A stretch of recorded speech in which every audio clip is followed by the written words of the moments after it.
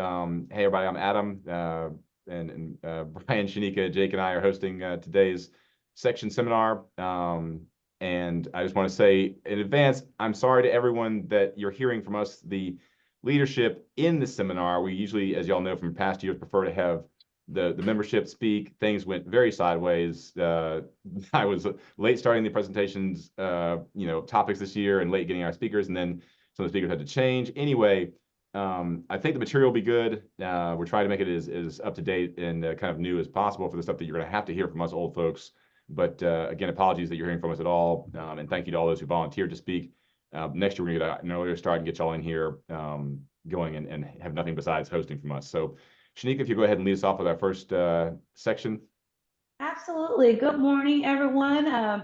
Happy Monday. I'm hoping that everyone is excited and ready to go. I know that yesterday was Super Bowl Sunday, so if not, go ahead and start with your coffee.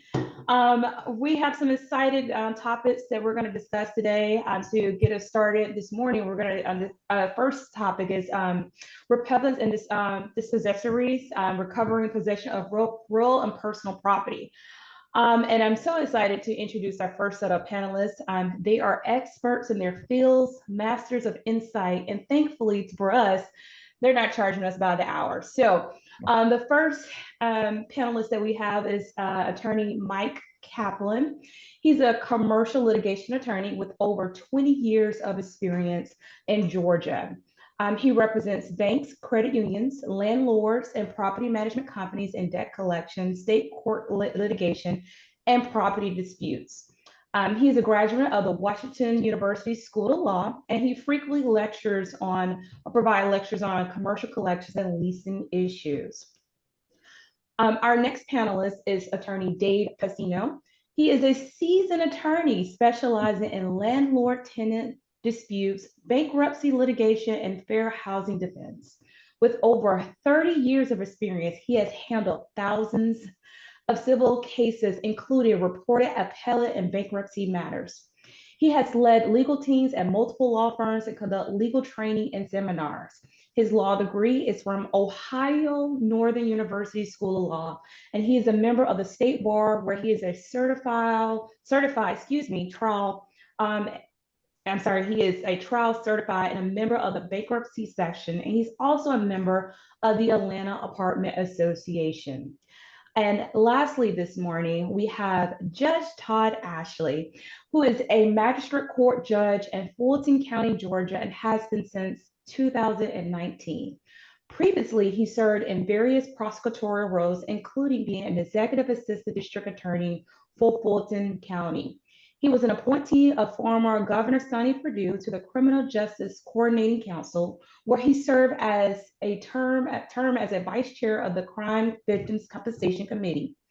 He was an appointee of former Governor Nathan Deal to the Juvenile Justice State Advisory Group, and he's a past president of the North Fulton Bar Association and has been engaged with the NFBA for nearly 15 years.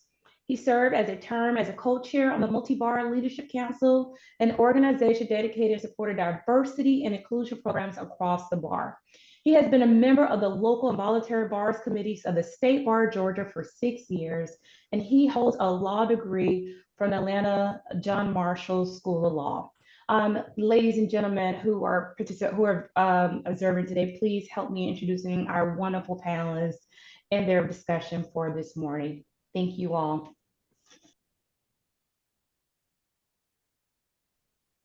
And apparently Judge Ashley and I share a barber, but y'all may go ahead now. Yes. Hang on, dude. I think I got more than you. Yeah, you might have me there. All right. So I'm good to go? Yes, sir. Floor is on. All right. Good morning, everyone. Thank you for that introduction. And as y'all heard, we are going to talk this morning. I'll be talking this morning about personal property foreclosures. Some states call them replevins.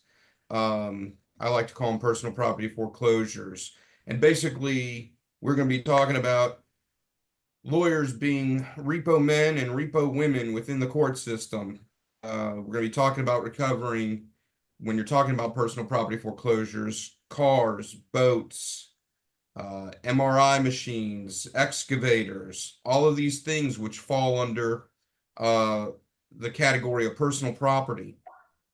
And it all starts, for our purposes, with a loan and security agreement, for example. It's a loan and a security interest through a security agreement for a debt that's evidenced by either a promissory note or equipment finance agreement or a retail installment contract with a truth in lending disclosure box that you see in car finance deals. And for our purposes today, it might be helpful to you when you think about personal property foreclosures and what we're talking about, that you think about those car finance deals and the car as our personal property. What we're not going to talk about is how to perfect a security interest and the good and the bad in dealing with that. And for that kind of discussion, you probably want to take a CLE on secured transactions. We won't have enough time to cover those issues today. Now, before your client comes to you about filing a personal property foreclosure, they'll want to call their own repo folks, and we'll pursue what we call self-help repossession. So many clients want to try to attempt the repossession themselves through a recovery agent prior to sending the file to the lawyer. This is because the client's going to believe that this is the most cost-effective approach than immediately placing the file with legal counsel to institute foreclosure proceedings and incur litigation fees. But they may call you with questions about self-help repossession and what to do before taking any kind of action. So, there's still an opportunity to advise your client and assist your client, and it's still going to require a review of documents, the kind that we discussed just a second ago, with regard to notice requirements, acceleration provisions, rights to cure, things like that the lender's possibly going to need to comply with before seeking any remedy, including self-help repossession. So they're going to want to understand whether they're in a position, whether they've maybe had mutual departure from documents, maybe while they think that the debtor is behind in payment, that's not necessarily a green light to go ahead and self-help repossess. That could lead to a wrongful repossession. But this is the remedy for a creditor to do to retake his or her collateral. And pursuant to the contract, the debtor may be required to round up the collateral for the lender and make it available. But if the debtor's defaulted on a note or a contract, not making the payments, there's a good chance that the debtor is not going to voluntarily hand it over. And again, that's going to require either our action, but first from the lender, possibly self-help. And self-help is exactly what it sounds like. The creditor or its agent's going to go out and help him or herself by seizing the personal property. And the Georgia statutes allow for self-help repossessions. You can look at OCGA 11-9503, 11-9609, and this action can be taken as long as there's not a breach of the peace. So then the question becomes, what is a breach of the peace? Hopkins versus First Union Bank of Savannah is a 1989 case, and the court stated in that case that the use of force is a breach of peace. A breach of peace may consist of physical force. It may consist of constructive force, such as a threat, violence, or an intimidation to compel the submission of a debtor against his or her will. In the case of Fulton versus Anchor Savings Bank, FSP, the court said that it was not a voluntary relinquishment of the debtor's keys where she had protested to the repossession agents, and the only reason why she gave up the keys was because a police officer called by her to the scene, said that they had the authority to take the vehicle and told her to turn it over, and the court said that that was an intimidating presence. An oral protest is sufficient to stop a non-judicial repossession.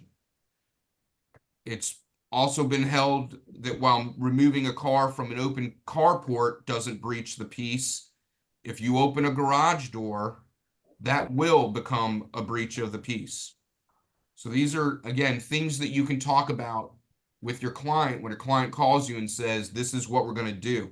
And the reason why this is important is once upon a time, a creditor could use a theory of independent contractors to avoid liability. That was until the Georgia courts finally found that a creditor could not be protected by this layer of an independent contractor. And in that Fulton v. Anchor Savings Bank, they said they're not going to relieve a repossessing creditor of liability simply because the lender employs an independent contractor. Public policy tells us and requires us not to breach the peace. All right, so it's quiz time. So real quick, let's say your client calls you up and says that they want to go out and self-help, and you've reviewed the documents and they've sent out any necessary correspondence, or the documents don't require any correspondence and they are in fact in default and past due. And so they call you up and tell you, okay, we've done the self-help and we're not sure, we think there may be a problem. Can you let us know if we are liable for anything? Did we breach the peace? And this is the scenario they give you. The debtor was returning home to find her automobile being hooked up by a tow truck. She demanded that they cease their efforts and leave the premises, but the men there continued their repossession. Before the men could tow the automobile to the street, she jumped in the car, locked the doors, and she refused to leave. The men then towed the car with her inside at a high rate of speed to the repossession yard. They parked it in a fenced-in yard. They padlocked the gate, and then, for good measure, they let a Doberman Pinscher guard dog loose in the yard, so she had to remain there overnight until she was eventually rescued by her husband and the police. The bank said they shouldn't be liable. It was the agents that went out and did those things. And so my question is, do you think there was a problem with that? That was actually a scenario within the Fulton v. Anchor Savings Bank through the reasoning of a case in, you guessed it, a Texas court, M Bank El Paso versus Sanchez. If your client has told you that that is what happened, tell them to notify their carrier and tell them to strap in, because it's going to be a long one. All right, so that's basically self-help. But let's say that they don't feel comfortable doing the self-help. What can happen next? And that's when we tell them about our personal property foreclosure as part of the collection process. If the creditor believes, your client believes, that the collateral has a substantial value, then they're going to want to recover through a personal property foreclosure, which is on what we call a fast track or a rocket docket. And we'll get into the timing of things later, but it moves much faster than a suit for a monetary judgment. So this is going to allow the creditor to more quickly liquidate assets to reduce their overall debt on their books. And also, it can serve as leverage or a motivating factor between a creditor and a debtor to promptly resolve any dispute they have. it is possible, and it is something that you want to review, that the collateral may be of little or no worth, or that the collateral is such that the cost of removal is going to outweigh the debt, and things like that, or that the recovery still will pale in comparison through the personal property foreclosure as compared to the overall debt.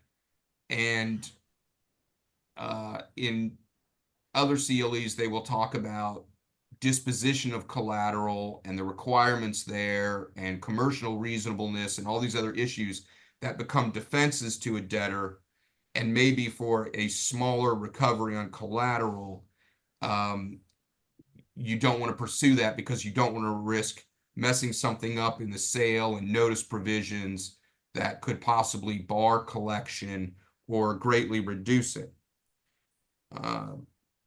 One other thing that may be something to consider is you have a blanket lien that doesn't specifically identify the personal property you want to recover. And in my practice, sometimes the sheriff's offices seem to have some policy where they need the personal property to be identified, and you're in a position where you're trying to educate the sheriff's office and a sheriff deputy on what a blanket lien is and what that means as far as recovery's concerned. And sometimes I'm able to do it smoothly, and sometimes there are complications, and depending on what county you're in, sometimes it just makes it not worth pursuing at all. But in our case, everything looks good, and we're going to go ahead and pursue the collateral for the client. So we're going to file a personal property foreclosure. You're going to find the personal property foreclosure statutes in Title 44 of the Official Code of Georgia. It's 44-14-230 at SEC. It's going to address who can file a personal property foreclosure, and that's anyone that has a security interest in the personal property. Leases and rental transactions are also agreements which can be covered by the personal property foreclosure laws. Typically, we're going to be dealing with security agreements, as I said earlier, and those security agreements must be in writing in order for a party to utilize the foreclosure process. And I want to point out that, again, and this is some basic secure transactions law, when you talk about titles on a vehicle or UCC financing statements, those documents are evidence of a perfection of a security interest, whereas the security agreement itself, or a combined note, promissory note and security agreement, is what establishes the security agreement between the creditor and the debtor. The perfection of it is notice to everyone else. So there could be instances in which a client brings to you an unperfected security interest.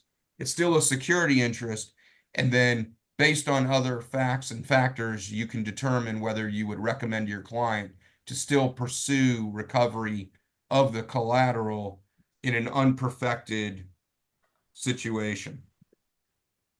Now, against whom is the personal property foreclosure initiated?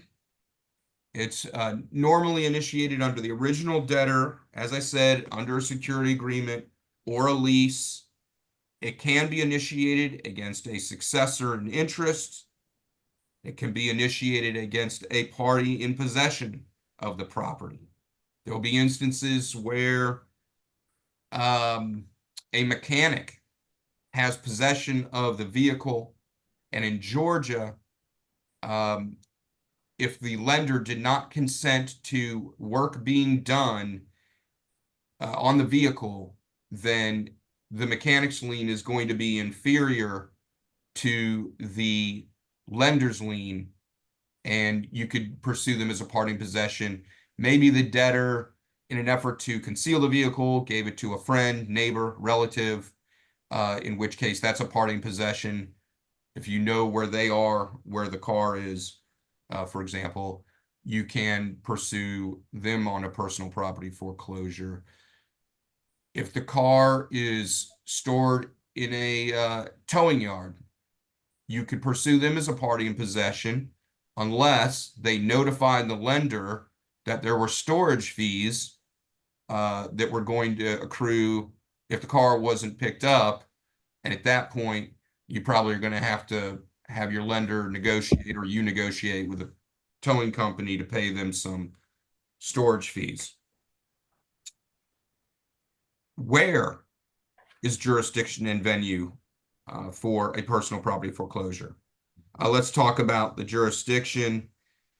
Superior state courts, they can handle personal property foreclosures. In Georgia, if the collateral doesn't exceed the $15,000 limit, you could pursue a personal property foreclosure in magistrate court. I have never done that because of the right of de novo appeal. I don't want to have to do it twice. And state courts typically have a system in which they have a magistrate court judge sit on the state court by designation and handle these matters. So it still moves on the fast track that we're going to talk about in a little bit. I will say that if you did file in a magistrate court and the debtor counterclaimed for a sum over $15,000 for some reason, it would get moved to state court anyway. If there was a de novo appeal, you are going to wind up in state court most likely anyway. So what I'm trying to tell you is you probably want to file it in the state court, unless you're in a county where they don't have a state court, and you would file it in superior court. A foreclosure, a personal property foreclosure proceeding is an in rem action. So the venue is going to be either in the county where the property is located or where the debtor resides. And because a personal property foreclosure action in a consumer transaction scenario, it doesn't allow for a money judgment within a personal property foreclosure. So the venue provisions relating to in personam jurisdiction don't apply. We'll get into a little bit more of that later. So how do we get this going once we've picked our court and our county and our defendant, whether it be a combination of our borrower and a party in possession or one or the other? What do we file? Again, we're looking to Title 44. In this case, it would be 44-14-231. We have to file a petition. It's a petition that's under oath. So it's containing an affidavit within the pleadings with facts sufficient to form a prima facie case. And it's very simple, that there's an indebtedness owed to the petitioner, that the indebtedness is secured by the collateral described, and that the debtor is in default. Again, it's made under oath. It used to be you had to go swear these out to a judge, travel to the court. It's a different day and age, and now you can use a notary and you file these things online. There is a form for the summons, which is included with the petition and is pretty much uniform in every county. Look to 44-14-232. That form should be in D. Here's an example, real quick, of probably what your petition is going to look like. It's going to say personally appeared under the undersigned under oath, who states he's an attorney at law. He or she is an attorney at law for the plaintiff, is authorized to make the affidavit. The defendant herein is a debtor on a loan for personal property for which the plaintiff has a security interest perfected as to the defendant pursuant to a contract retaining title. You could change that to say the debtor herein is a party in possession on a loan for personal property. And then you would continue, and the indebtedness is secured by such personal properties past due, and the defendant is now a resident of this state and county, or was a resident thereof at the time of taking possession, and that this affidavit is made for the purpose of foreclosing said writing and obtaining a writ of possession and turnover order for the property described therein, and then you list the property. It's a very simple form. It's not a complicated pleading to do. We will talk about how one can make it more complicated, and hopefully you can make your own decisions from there, how you want to proceed. I don't know how I'm doing it on time at this moment, but we're zoning in about halfway through. We're at section 7, Judge, just so you know. How is service perfected? Go to OCGA 44-14-232A. Service can be perfected by personal service, by a service upon a person sui juris residing on the premises, or after diligent attempts, tack and mail.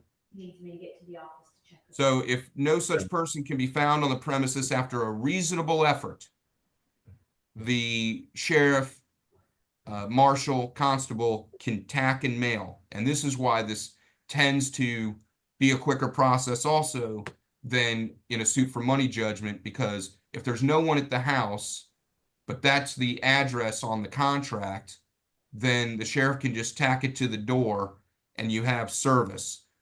Because we're not pursuing a money judgment, we don't need the personal service. So in recovering of collateral, we can just go with tack and mail. The personal property foreclosure statutes also put the burden on the debtor to keep the lender apprised of any address changes. So if you tack and mail it and the defendant comes in and says, I'm not even at that address anymore, if they never made the lender aware of the address change and provided it to them, then that defense is going to fail. Mr. Passano finds that very, very interesting. When must an answer be filed by the defendant? Here's another reason why this is on a fast track. The defendant only has 7 days to answer the petition. Now, they do have an automatic right to open default within the next 7 days after that, in accordance with OCGA 9-11-55. The interesting thing is in 25 years, and even bringing it up to judges, I've never had a judge strike an answer that was filed within 14 days when costs weren't paid at the same time of filing the answer in the second set of 7 days. So while it says you can open the default by filing in the second set of 7 days in accordance with OCGA 9-11-55, apparently it's not all of OCGA 9-11-55. I'm not sure why that is. If you could have a judge strike the answer on that, let me know. The answer can have legal or equitable defenses. It can have a counterclaim, as we discussed. But it has to be filed within 14 days. And if it isn't, on the 15th day, you can seek your writ of possession and turnover order. So you're seeing the fast track here, which is you get a simple pleading filed. It can be served even by tack and mail. So not too much work by the marshal or the sheriff. They get it done in a hurry. And then there's only a 14-day answer period. And then we're already looking at orders or a hearing, which leads us to Roman numeral 9. If the defendant does file an answer, there's going to be a trial held on the issues. Now, the trial can't be held within 7 days, but much like landlord-tenant law, the hearing, and it usually is on calendars along with those or garnishments, the hearing is usually within 14 days. And I'll tell you why. So they file an answer, 7 days, we all sit and wait. And then there's a trial date shortly after that. At the trial, they're going to follow the requirements of the Civil Practices Act. And at that trial, the petitioner will need to make a prima facie showing again that there's an indebtedness, that the indebtedness is secured by the collateral, that the debtor is in default. So while the defendant can raise defenses about whether or not they're in default. Getting into amounts of the delinquency to the penny is not going to cause our prima facie case to fail or going to be sufficient to stop a writ of possession. We don't need to know the amount to the penny for what is past due or why they're in default, because we're not seeking a money judgment. All that has to be shown is that there is an indebtedness, that it's owed, that the collateral securing it, and that they're in default. That is it. Which reminds me, let's go back. When you file the petition and you do the affidavit, what you're going to want to attach is a copy of the note and security agreement. And it's always helpful to attach a copy of the document, whether it be a title or a UCC financing statement, that establishes the perfection and further evidences the security interest. So those are your two main exhibits to your personal property foreclosure. As I said briefly, can one receive a money judgment using foreclosure procedures? Consumer debt, no. Commercial debts, yes, in the event of a default. If, again, there's personal service, you're never going to get, on a registered agent, you're never going to get a money judgment on a tack and mail service. All right, let's talk about what happens once the writ of possession is issued. So let's assume, as often is in the case with guys like Brian Kaplan and Dave Cleaver, Dave Passano, Beth Rogers, the petitioner wins. And at that point, they're going to get to submit their writ of possession and turnover order. The court will sign that. It'll come back to you, and then you'll send it on to the marshal or sheriff for service.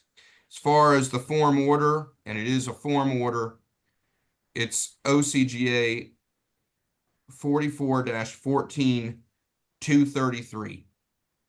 The judge is going to order that you have a right to the possession and that the debtor turn over the property under the turnover order, or advise them where the property is if it's not located at their address. The judge does not have the authority to state a specific time to be turned over or a specific place to be turned over. Even in a consent order, the order itself really shouldn't have those things. You can have it in using that as an exhibit on a consent order that later says if they default that the writ will issue. But the judge doesn't have that kind of authority. But under the written turnover order, and specifically the turnover order portion, the debtor, again, is required to turn it over when the sheriff appears at the property. And if it's not there, then advise them where it is.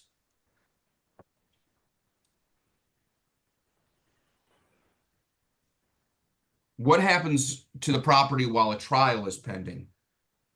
So let's say that they answered, we've gone to trial, and the trial hasn't occurred yet. That property is going to remain in the possession of the defendant.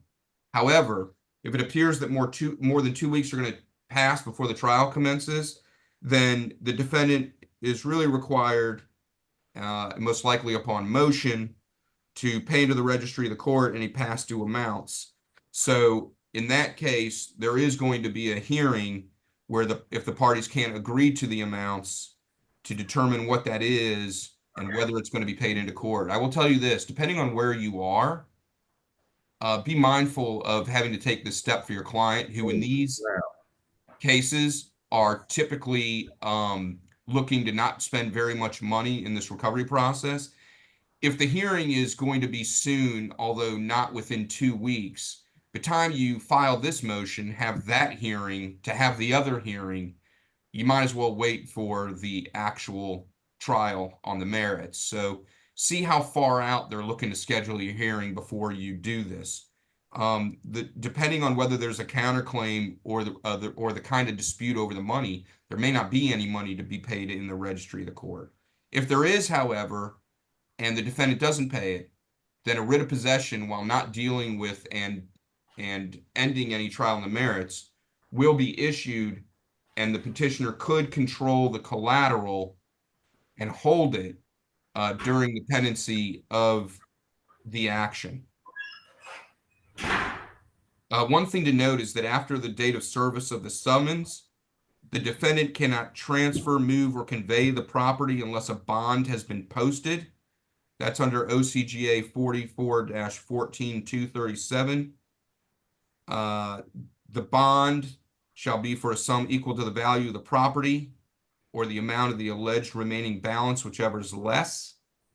And any transfers from that point have to be approved by a judge. They're not really supposed to remove it, but I think in this context, what we're talking about is transferring it to a bona fide purchaser for value, something like that, because there's a good chance that they're going to, as we said, hide the property. But this is where the defendant has a real purchase and sale agreement of some kind and brings it to the court's attention, and that would be the reason for posting the bond, and the judge would decide if that's appropriate. Again, any violation of these kind of interim orders is going to result in a writ of possession, but it's not going to be a final decision on the merits. I'm probably running out of time. I don't think we're going to get to the concept of an immediate writ of possession, which is a commercial transaction. It's good in commercial transactions. It's where you are concerned that the property is going to be harmed, removed, or damaged, and you can go ex parte to a judge, see if they will grant the writ of possession ex parte, then recover the collateral. So there's a switch here where the petitioner is holding the collateral during the trial. You then serve the defendant at that time when you take the collateral, and then there's a hearing later while you're holding it. The only other thing I would add is once the property is recovered, I would invite you for vehicles to take a look at OCGA 10-1-36, which is a statute regarding the notice of sale that should be read in conjunction with the Uniform Commercial Code, more specifically Title 11, OCGA 11-9-611, 612, 613, and 614 in consumer transactions. You'll want to know what needs to go in the letter regarding the notice of sale and the timing of that letter, particularly with vehicles. But a letter goes out before you sell the collateral and pursue your deficiency balance. That's all I have. I hope you learned something today, and thank you for the opportunity. Thanks, Mike. Let's hear from Judge Ashley. I believe has some more notes on this and an unusual take on it as well. Mr. Cleveland, how much time do I have, sir? I can conform to your directive. Well, thanks very much. We might make sure Dave's got his time as well, but we are only about 5 minutes behind since we got our start was about 9:05. So if you'll maybe get us about 5 to 8 minutes, then we should be okay for Dave to get another 25 or so for his. Dave, that work for you too? All right, very good. Thank you. I did not expect your directive to be so brief, but I will do my best to conform.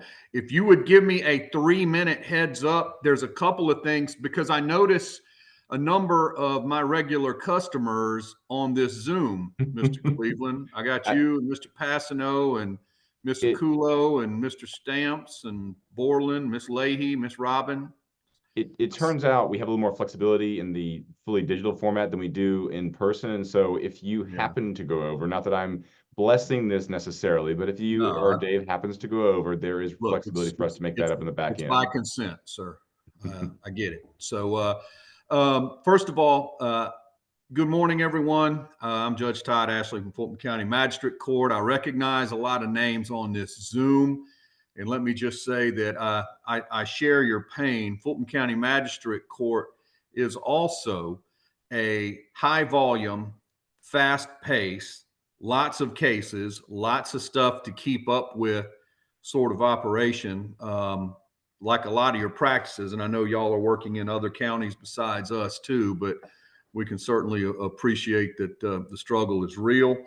Nothing I say today is intended to express any opinion or intimate any position on any legal matter. I am simply here to provide, hopefully, some level of education in a legal training, and that's it. So here we go. Couple things, piggybacking off Mr. Kaplan. Rental cars. We see that a lot because the rental cars are down at the airport, particularly, are in Fulton County. So we get a lot of business from the rental car companies. I direct your attention to Cofield versus State, 304 Georgia Appeals 165, 2010. That's 304 Georgia App 165, 2010. It is possible for particularly with rental cars, presumably anything that could be rented, a front loader, a backhoe, tents and outdoor air conditioners, party equipment, presumably anything that can be rented can be converted if there is some evidence of intent on behalf of the renter to keep it. In Cofield, the defendant rented a car from Enterprise under agreement to pay a weekly rate so long as he retained possession of the car. Cofield stopped paying on the car. A month or so went by. Enterprise reported it stolen. Cofield got arrested. The defense was, this is a civil matter. This is not a criminal matter. The Court of Appeals said, no, when there is evidence to conclude that you formed the criminal intent to deprive the owner of the property, to receive and retain, guess what? It's a crime. So here's the thing. When you make the police report, it has been my experience in almost 26 years that law enforcement's going to say, this is a civil matter. We're not touching it. You got a contract on something. So my response would be something along the lines of, officer friendly, perhaps you're unaware of Cofield v. State, and, proceed as you wish there. But it is possible for civil matters to be converted into criminal matters if there is some evidence that the defendant formed the requisite criminal intent to permanently deprive the owner during the course of the rental. Now let's talk about, I discourage and urge extreme caution, y'all, in converting or mixing civil and criminal cases. That is often something that can get folks in trouble. If you're going to do that, it strikes me that one or the other, in other words, I don't know that I would want to have both pending at the same time. I would have one or the other pending. Well, Judge, what about damages? If we decide to go the criminal route because they didn't return the party tents or the rental car or the boat. I think I've seen a boat case in a reasonable period of time, and they're not paying. What about damages? Well, OCGA 1714-9 provides restitution for the victim in criminal cases, and it reads that the victim's restitution shall not exceed what you could recover in a civil action. So a criminal restitution statute actually mentions civil damages as the measure, defines, and 17422 defines all damages that could be based on facts, et cetera, et cetera. So if you're going to do it, it is allowed. There is a legal basis for it. I would build a wall, keep them separate, and just understand that the measure in a restitution case would be civil damages. There is some authority that says that civil damages and criminal restitution are not necessarily synonymous, however, but that's because in determining restitution in a criminal case for a personal property that has been converted, that the judge can take into consideration things like the defendant's ability to pay. Under a contract scenario, the ability to pay is presumed when the contract is formed. The terms of the contract itself is the obligation to pay. Restitution's a little more fluid than that. For a good discussion on it, the citation is Elsasser, Elsasser v. State, 313 Georgia Appeals 661 from 2011. 313 Georgia App 661 from 2011. Suppose you're representing someone or a client who has built into their contract the ability to repossess. That's a contract term. Everybody agrees to it at arm's length. There is the meeting of the minds. And the term of the contract says offeror may resort to self-help or repossession as a means of recovering the property. Guess what? Under the case of Edens v. State, Edens is 197 Georgia Appeals 146 from 1990. 197 Georgia App 146. Repossession under a contractual right is not theft. So what does that tell you? That tells you that there is some quasi de facto criminal immunity from you contracting with a repo man to go get the property back if there is a term in the contract that everybody agreed to that says you can do that. So just be advised as you're representing your clients. And I'm not saying, y'all, that any of these are a best practice or a preferred course of action. This is just something for your toolbox. Again, facts of every case are different. Words and deeds accompanying the exercise of a legal or contractual right, could change the outcome. But when you stray into the gray area, the proverbial red zone, which Kansas City did not visit too much last night, you get into the red zone of these cases. You got to make double sure you're right. Be careful not to mix them. Also, that the owner or possessor is not the actual real party, is not a defense that the defendant might assert. That is McKee versus the state. Oh, hang on. I might be wrong about that. 1 second, y'all. Let me make sure I got that right. Looking at your notes, I think you got that one right. Is it early? Let's see. It's early. My bad. You're right. Yep. My bad, Adam. I skipped one. That's early versus the state. 55 Georgia Appeals 576. I think there's a number missing there. That citation's incorrect because that's a 1980 case. But in any event, we'll correct that citation and get it to you. 55 Georgia Appeals 576. Title is not an issue in a repossession or in a self-help case, nor is it a defense that can be used to defeat self-help or repossession. And so there was one other one, McKee versus the state. 200 Georgia 563 1946. The identity of the person or entity bringing the action said that the action can be brought in either the name of the real owner or the person who is in ostensible possession. So, sometimes you'll see a holding company who is not the DBA.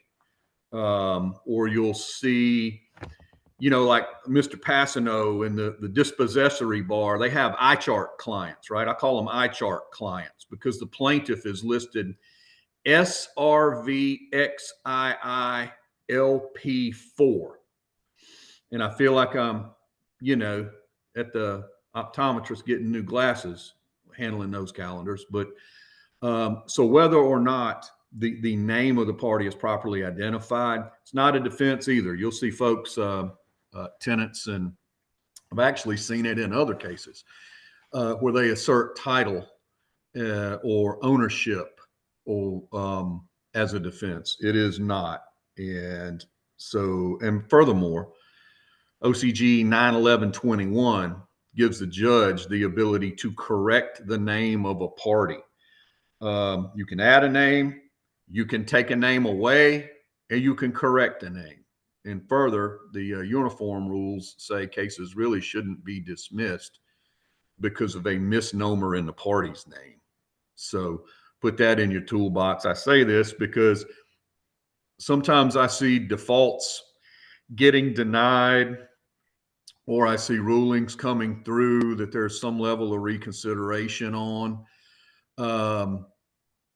because the party wasn't properly named and it was granted. In most cases, assuming that it's just a normal type of case, and like in one of the dispossessory plaintiffs where it's an SFR 3 LP-2 2022 trust or whatever, however they're named. Suppose it's the 2023 trust. Usually if you bring up 9/11/21, then we can fix that on the spot, save you some time and effort.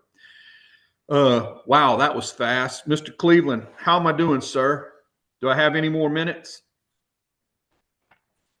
If we're being strict, you can pull off. But actually, no, you got about 60 seconds if you need to make any final comments. Okay, couple things real quick, y'all. In magistrate court, because I see a lot of my regular customers here, we've had to make a couple of changes. The Fulton County Board of Commissioners denied our request for additional funding. So we've got 4 administrative judicial assistants supporting 9 full-time judges, 13 part-time judges, handling approximately 70,000 distinct matters a year. 4, we're having to trim our order of business. Why is that important? Status calendars. We are no longer going to hold status calendars, the ones where we determine if the defendant has been served or not, or if you're entitled to a default. We're not doing that. We can't. We don't have the people. We're most likely going to run reports. And if the case has been filed for more than 90 days and it is unserved, per our standing order, it's on the website, 2021 EX 001144, case is going to be administratively dismissed without prejudice due to lack of service. No more status calendars, y'all. Just be advised. Second thing, as we started working on this project to justify the additional resource request, we found that there are gads of bankruptcy stays that are holding out there. So there's a new standing order for bankruptcy stays also, 2024 EX 000094. Basically, that one says that when the stay, because the stay is automatically dissolved if the bankruptcy is dismissed, right? If the plaintiff doesn't request a hearing or make a filing to lift the stay within 14 days of the order from the bankruptcy court, that one's going to be dismissed without prejudice as well. The ones that I am finishing up this week are from 2021, okay? And these are cases where the plaintiffs they simply haven't done, we put a stay on the case due to, somebody sending us a case with a bankruptcy number and a judge's name on it. That's good enough for me. Not trying to get crossed up with the federal courts. But they've been pending now, some of them almost 5 years, and nothing is happening. So we've got a staff attorney who's going into PACER looking at these cases, and some of them have been dismissed. Some of them have been discharged. A couple of them are still pending, if you can believe it. But nothing has happened from the plaintiff's side on the case. So we've got the standing order in place. If it's been dismissed or whatever, 14 days after the bankruptcy order, we're going to dismiss it, y'all. In some cases, that's going to save you some time and effort. In other cases, it may cost you some time and effort if the case needs to go forward for a different reason. And so we rely a lot on the collections and the creditors bar to help us out with form orders. Form orders are always helpful. Please and thank you. If you include a form order that's on point, I can most likely go ahead and sign those. Like a lot of our defaults, the defaults are pretty good. That's controlled by rule 43.1, but form orders are much appreciated. And if y'all can help us with that, even on stuff where you're just asking for a hearing, boom, I can print it, sign it, put it in the basket for the clerk versus going into the forms library, finding the correct form, making sure it merges with the right parties and case number, printing it, signing it, taking it down to the basket. So if y'all can help us out, we can hopefully keep things moving efficiently. Anything else, Mr. Cleveland? No, but stick around. We're gonna let Dave take his full time, and then if there's more still left in the now 90-minute section, we will You're welcome. come back in. But y'all doing great. We appreciate all the material, and I'm actually kind of loving the fluidity of this format. So, Dave, Excellent. why don't you fire us up, and Judge Ashley, thank you. Okay, all right, thank you. Thank you, Judge Ashley and Mike. I have to say, I learned some things about personal property foreclosures. It's kind of interesting that it's very similar to dispossessory, so the service and everything else. So let me see if I can share my screen here, if I can figure this out. If not, there we go. That one. Yeah, that's not really working. You can't see that, can you? Yes. Okay. Just pop it in presentation mode. Okay. Yeah, this is And good. so this is, I got a format that I had for actually clients. So there may be some crossover of, addressing, I represent primarily the large apartment communities in the Atlanta metro area. And so I try to educate them on legal issues they may run into. What's the dispossessory process all about? What's the purpose of the statute? Well, the purpose of the statute is designed to create an orderly process for the courts to allow landlord to recover possession of the premises. And that usually happens when the tenant commits some sort of material breach. The most common one is they don't pay rent. Less common is there's other monetary breaches of the lease agreement. And a landlord who does not follow the statute could be liable for significant damages for wrongful eviction, despite the fact that the tenant may have violated the terms of the lease, didn't pay rent. If they don't follow the rules, there could be significant damages awarded to a tenant. And I didn't put this in the materials, but this might be an appropriate time to say this is, and Judge Ashley kind of brought it up in his presentation too, is where there's self-help remedies. Can a landlord take self-help remedies? Typically not, but there's a gray area that my clients run into all the time, and that is a situation where has the tenant abandoned the property? Are they still in possession of the property? Are they not in possession of the property? And sometimes, a lot of the times, it's hard to determine. And what a lot of the landlords have in their lease agreements, what happens in that situation is the landlord has to look at their lease agreement and see if there's what I call an abandonment clause. And what does that allow you to do? And what are you required to do? There's two main lease agreements that these communities used, and one of them is the National Apartment Association lease, and that lease posted notice on the inside of the door for 48 hours saying, ascend onto this room, you're not here anymore, and we're going to dispose of your things.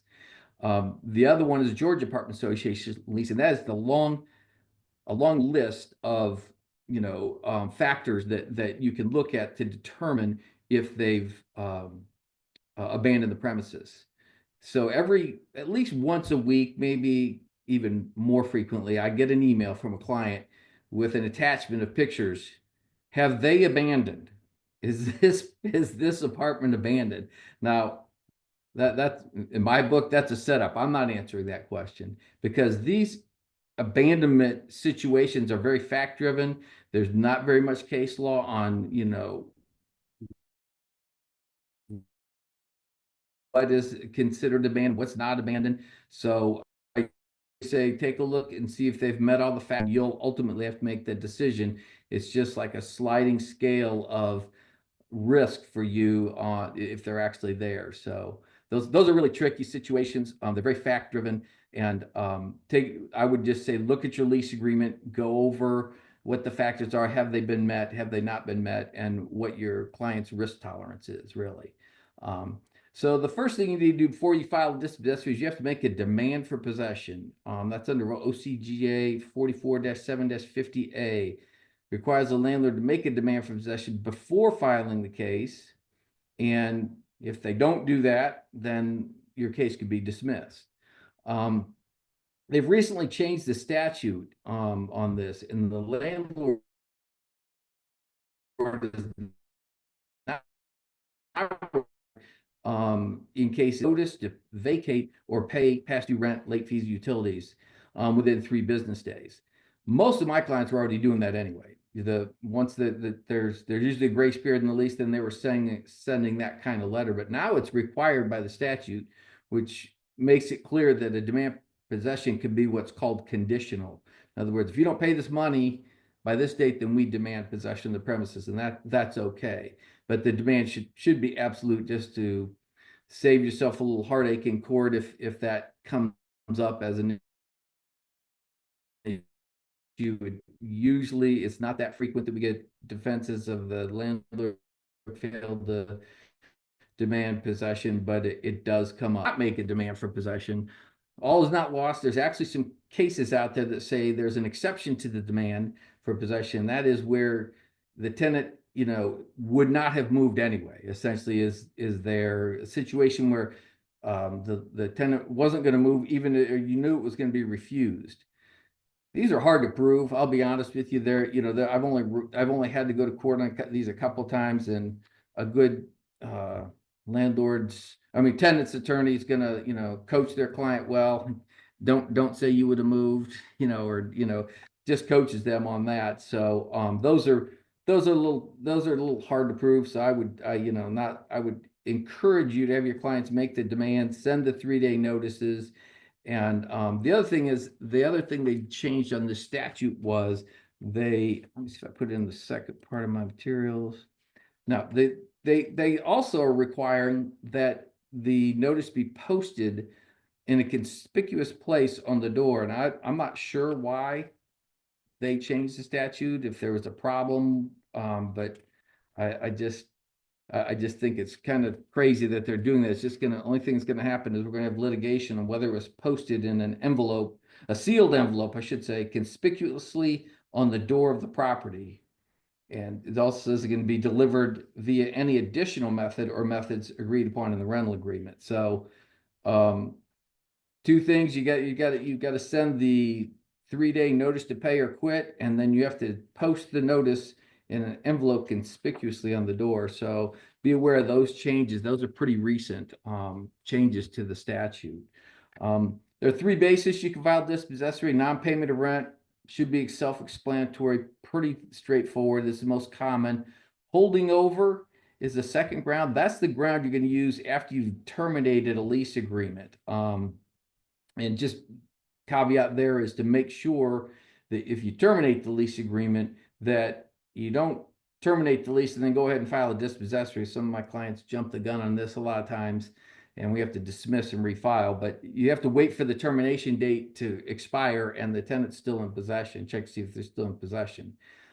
You can make the demand for possession in the termination letter as well. You can say, hey, we're terminating the lease for these reasons, and if you're in there after this date, then we demand possession.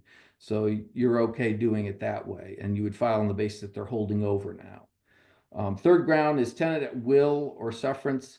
These are cases where the lease is expired and there's no written lease agreement and it's a tenant at will, or cases where there's been a property, a foreclosure of the property and the homeowner is still in the property after the property's been foreclosed and they've made a demand for possession. The non-payment case, as I said, most common. You want to make sure you make a claim for all amounts due, or the tenant in a subsequent action could claim that you waived your claim for any amounts you didn't include in your dispossessory. I won't get into all that, but there's some case on that suggests that if you don't make a claim for everything that's owed at the time you file, that you're waiving that claim. So there's also a defense, the one-time tender defense that they could bring up on a non-payment case, and that is the tenant's allowed in a 12-month period, one time they're allowed to make a claim, or not make a claim, but pay all the rent that's alleged in the dispossessory plus the court costs within 7 days after. The statute's kind of weird, but it's basically before they file an answer, they have to come in and tender all that money to the landlord. Sometimes you'll get into disputes on whether there was a tender. The tenant called them up, said, I'm gonna pay you the money, or I'm gonna offer you the money, or they email them. Tender, that's going to be a fact dispute, fact-driven dispute that would come up in court. But if they come in and offer all the money, let's say the one that I run into all the time is the landlord files, let's say the landlord files a dispossessory in January for all this money, and the tenant comes in within 7 days, but let me back up. They file the dispossessory in January, towards the end, they don't get served till, let's say, January 31st. So then they've got 7 days to make that tender, but now February rent's due. The tenant comes in, they offer the January rent, late fees, utilities, and court costs to the landlord, and the landlord says, I'm not taking it because February rent's due. Well, the landlord's wrong. They have to take that tender if it's their first dispossessory, and if they don't pay February rent on time, that's a whole new case. So they can do that just once in a 12-month period, and you have to do it. It's called the one-time tender defense. So holding over cases, as I said, this is a residential termination. You want to use that this ground when you're filing on the basis that you've terminated their lease. And many times it's spelled out in the lease, what a material breach of the lease is. But at a minimum, your termination letter should state the termination date. And of course, look and see what time is allowed in the lease. State the paragraphs of the lease that have been violated. And then state some of the facts that form the basis for terminating the lease. And I recommend delivering that notice, even though the lease may say send it certified mail. Send it electronic mail, send it certified mail, send it first class mail, hand delivery, so you don't have to deal with in court the excuse of I didn't get your termination letter. This is situations where you've got, maybe a drug bust that happened, or you've got excessive noise, domestic disputes, accidental discharge of a firearm. And believe it or not, I get multiple cases like that a year. And should we terminate the lease? My recommendation is you better terminate the lease, because if it happens again and somebody gets hurt or killed, I think the landlord's got some liability exposure if they didn't do anything about it the first time. Same with if there's been a fire that's caused by the tenant. If there's a grease fire due to their negligence, even, and the landlord doesn't terminate the lease, and then there's another fire, I think there's some serious liability exposure on the landlord in those kind of cases. So my recommendation, if they contact me, is going to be you need to terminate the lease and move forward on that. Tenancy at will or at sufferance. That's kind of, I already explained where they've got a case where this is a very infrequently you'll see these, but these are cases where the property's been foreclosed and the tenant or the former owner's still in there. They're a tenant at sufferance after the foreclosure. Filing a dispossessory has to be filed in the county where the property lies. And Judge Ashley was just talking about this, naming all the parties. You want to name all the parties to lease. It must be filed in the real party in interest. And years ago, I used to get this defense all the time. Oh, your case should be dismissed. It's not that you left a letter off of the name of the landlord, or some misspelling of the landlord. That's an amendable defect. And so you can go in and you can fix that. The court can fix that. So that's not, you don't see that very frequently anymore. I think that's kind of been cleaned up a little bit. You must claim all the amounts that are owed or they could be waived. And the filing, most of my clients are filing in magistrate court. It depends on the county. If the county has a state court, sometimes they'll file in the state court because it's faster, and they want to avoid some of the disadvantages of de novo appeal or just appeals in general. But if you file in the state court, there's a right to jury trial, and they don't want to get into all that. But it's really, that's a personal decision on your client's part on which county what court they want to file in, whether it's in the state court or the magistrate court. For their own personal reasons. Service of process, Mr. Passano, Yes. may I interrupt you, sir? Sure. One other, something else that folks should know is that magistrate court by law is not a court of record. Right. In order for attorney's fees to be considered, either it has to be a contractual term that it is purely liquidated. It is so much or nothing under the liquidated terms, right? Right. State and superior courts in some other jurisdictions obviously are courts of record.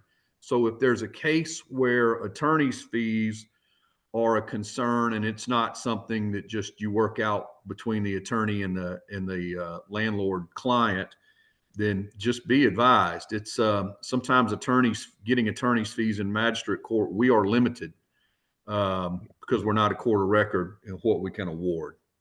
Exactly. Yeah. And most of my clients are not trying to push the attorney's fees, because what they're most interested in is either getting possession or getting the tenant to get caught up on the rent. So, but that's the attorney's fees is if it's a situation where you don't think they're going to do that, then that's a big factor in considering what court to file in, for sure. So, the service of process is by tack and mail by the sheriff or process server. It's the same as in the personal property foreclosure. The sheriff or the process server has to go up and first attempt personal service, knock on the door. If they're not there, then they can tack the dispossessory summons on the door, and then also they're supposed to mail it that same day, mail the tenant a copy of the summons the same day that they tack it on the door. And then the tenant has 7 days from that date to file an answer, and that date is supposed to be shown on the summons. The last day to answer and all the courts have the same form. They're doing it correctly now, where it shows that the last date to answer. But if for some reason that's not filled in, that could be a defect, and a defense for the tenant not to dismiss the case, but it'd have to be reserved. So they've got 7 days to file that answer after they're served. And then from there, we go to, if they do file an answer, then the court's going to schedule a court date. But if they don't file an answer, then the 44-7-53A says that the court shall issue a writ of possession instanter or immediately, and the court shall not have any further evidence nor hold any hearings, and the plaintiff's entitled to a verdict and judgment by default for all rents. Well, they're not going to, if it's tack and mail, they're not going to get a money judgment unless there was an answer filed. And the courts have varying interpretations of this statute. I bring that up because if a late answer is filed, some counties will allow it and set it up for hearings. Some counties, Fulton County in particular, I kind of like what they've done is they've got a stamp and they'll review it and then decide whether or not they're going to allow it. And I think they've been pretty good on bringing late answers to court where there's an issue about service or maybe some other reason why the answer wasn't filed on time, with, like, for example, when we were having problems with the filing system. But other than that, the statute says there should be no further hearings on a dispossessor case when they don't file an answer. So, but some other counties have a different interpretation of that in our scheduling hearings on those, and I frankly don't think they should. But the answer can contain any legal or equitable defense or counterclaim that's filed in a timely manner, and they'll be scheduled. It's supposed to be scheduled for trial within 2 weeks. Most courts are, trying to do that. Post-COVID, we're getting caught up. So they're trying to get that happen. But the defenses that you'll see, I kind of outlined some of those defenses. Failure to repair is the most common. I offered to pay the money. They failed to give proper notice. Wasn't served. The real party interest, I don't see that very much anymore. Or the tenants filed bankruptcy, and Judge brought that up. And while I'm at that, Judge, I didn't know they're doing that 14-day rule, but many times when there's a stay in the case, a bankruptcy stay, we can't file a motion for relief until there's been a post-petition default. So that I'm not sure if that rule's gonna. I haven't seen that rule, so I'm not so sure about that one. Are you talking about our standing order? Yes. Well, it takes into consideration dismissals. If it's been dismissed, I get if there's a discharge granted, or if there's some other action, lien avoidance or whatever. If there's some other proceeding in the bankruptcy, that's fine. But a lot of these that we're finding were either discharged or dismissed. I'd say 99.99% of them. Right. And so in that case, on a 4-year-old case, we've kind of given ourselves some authority to clean up the docket. Yeah, I thought you meant that they, after an order in the bankruptcy court, not the bank, but in the dispossession court's been entered, staying the case, we had 14 days to take some action. No. Okay. No, sir. All right, good. All right, we're okay. Yeah, we're not trying to get crossed up with you or the federal courts. Thank you. Yeah, because they won't even let us file in a Chapter 7 case. They won't even let us file a motion until the 341 meeting of creditors has been held. Right. So some of the judges have that rule. But anyway, so that is the next one. Then the failure to repair defense is one that we see all the time, and under OCGA 44-7-2 and 44-7-13, the landlord has a duty to repair and cannot pass this duty on to the tenant. So but the tenant cannot withhold rent or put money in escrow and just withhold rent. But what the tenant's defenses are, what they can do is they could repair and deduct after they give notice to the landlord and the failure of the landlord to make repair to these items if they're items that the landlord's required to make. That's a Swim Dixie Pool versus Kramer is a pretty good discussion of that under 157 Georgia Appeals 748. But these repair issues usually come up as a counterclaim, and they're pretty common. And again, that's very fact driven when you go to court on who gave notice when, and most of my clients have a pretty good system for identifying when the request came in and what was done and what repairs were completed. So one thing I want to bring up is one defense that we've been seeing in recent years is the defense of a removal to federal court. And I get this, sometimes the tenant will show up the day of court with a filed stamped copy of a federal removal action alleging the dispossessory should be stayed. And essentially there's a group out there, I don't know who they are, where they are, but they're soliciting these folks to file these things. Well, actually they're filing for them. They'll go and file a pauper's affidavit in federal court, file a removal action and say, your dispossessory case is stayed. But under 28 USC 1446, it mandates a civil action is removed and shall evict. But it does say, I've also cited some cases in there, if the defendant fails to follow the required procedures for removal, the state court retains jurisdiction over the case and may proceed. That's Green versus Summers.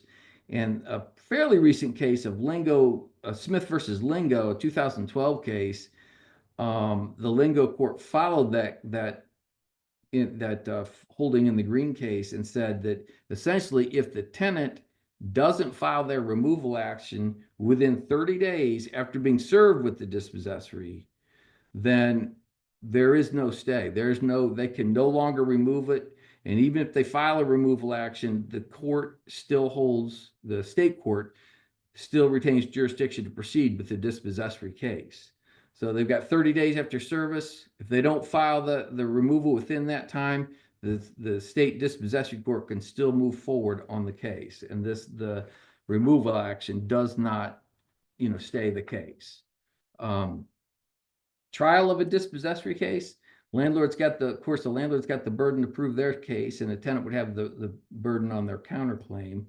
The defendants should assert all defenses in their answer or their waive, but the magistrate court, it's a little bit looser there. They've got the right, to allow things to come in a little bit late, and that happens, and that's okay. But ultimately, the court will decide possession and monetary damages under 44-7-55. And after the judge makes a decision granting a writ of possession and judgment, the landlord does not have the right to accept rent and proceed with executing the writ of possession. So if you get your writ, then you can no longer accept any rent and continue with the execution of the writ. And this is a good time. I didn't put this in my materials, but there's been a change to executing writs of possession as well. Under 44-755C, the landlord, after the court issues a writ of possession, then the landlord's got 30 days to apply for that writ after it's effective. And now that the writs of possession can now be executed by off-duty officers, but you have to follow some procedures for that. The code says if the sheriff or marshal is unable to execute the writ within 14 days, then they can then do it through an off-duty officer, and the sheriff is supposed to maintain a list of approved officers that have to be approved under the see what the exact name of it was, but it's basically they have to be officers who are registered officers approved executing, provided they are, here it is, certified by the Georgia Peace Officers Standard and Training Council. As long as they're certified and they're on the list, then you can use them. But the landlord also has to provide written notice to the sheriff of the date and time of the scheduled set out date at least 5 days in advance.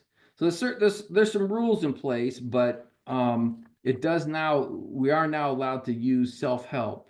Self-help, but use off-duty officers to do the evictions, but you've got to follow those procedures.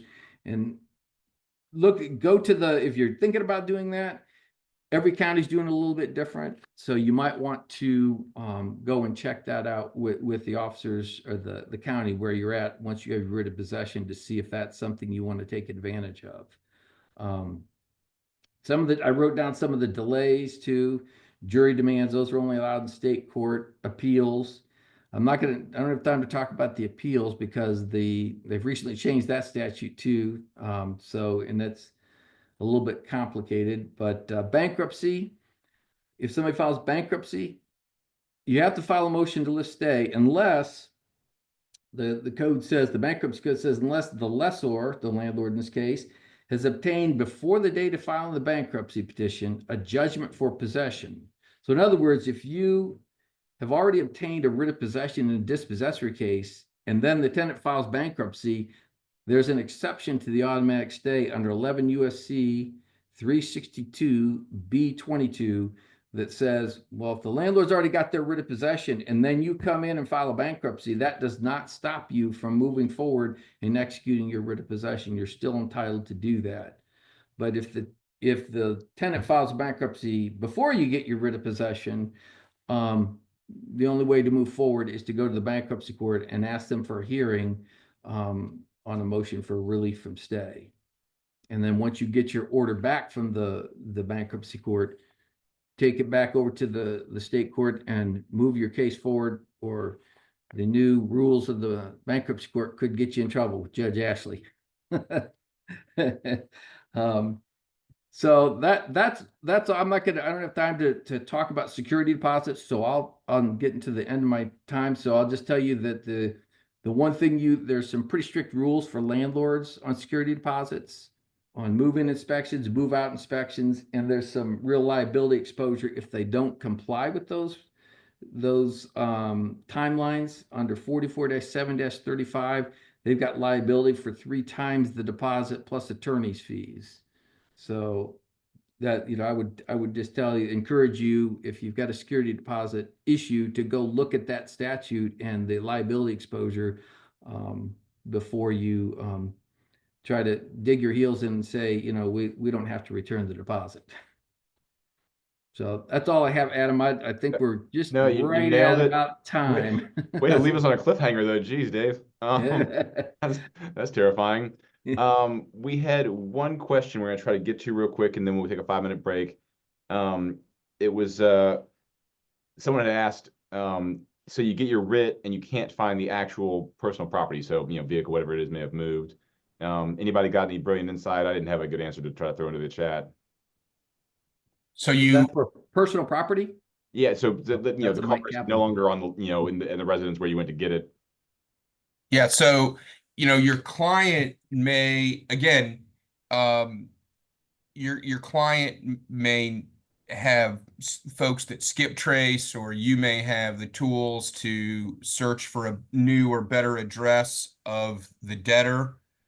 And that's one of those considerations that you need to have an understanding maybe up front of where this guy is, because a lot of time where this debtor is, because a lot of times you're gonna get tack and mail service. They're not going to answer. You're going to get the writ, and it turned out probably the person didn't live at that house, the collateral wasn't there, and you really haven't made any progress. So, hopefully your clients, a lot of times they're already on the phone and have records of collection calls, and they've had skip tracers and recovery folks already out to confirm addresses and things like that. But until you can actually physically, get a hold of that individual debtor with the writ of possession, yeah, you don't have a lot of teeth if the car doesn't have a tracker on it or anything like that. So once you do get them served with the writ, then you can file your motion for contempt for violating the order because they didn't let the sheriff or constable know where the personal property is. Then again, you have to serve them with the contempt motion personally because you're seeking incarceration. So you really better know where the debtor is.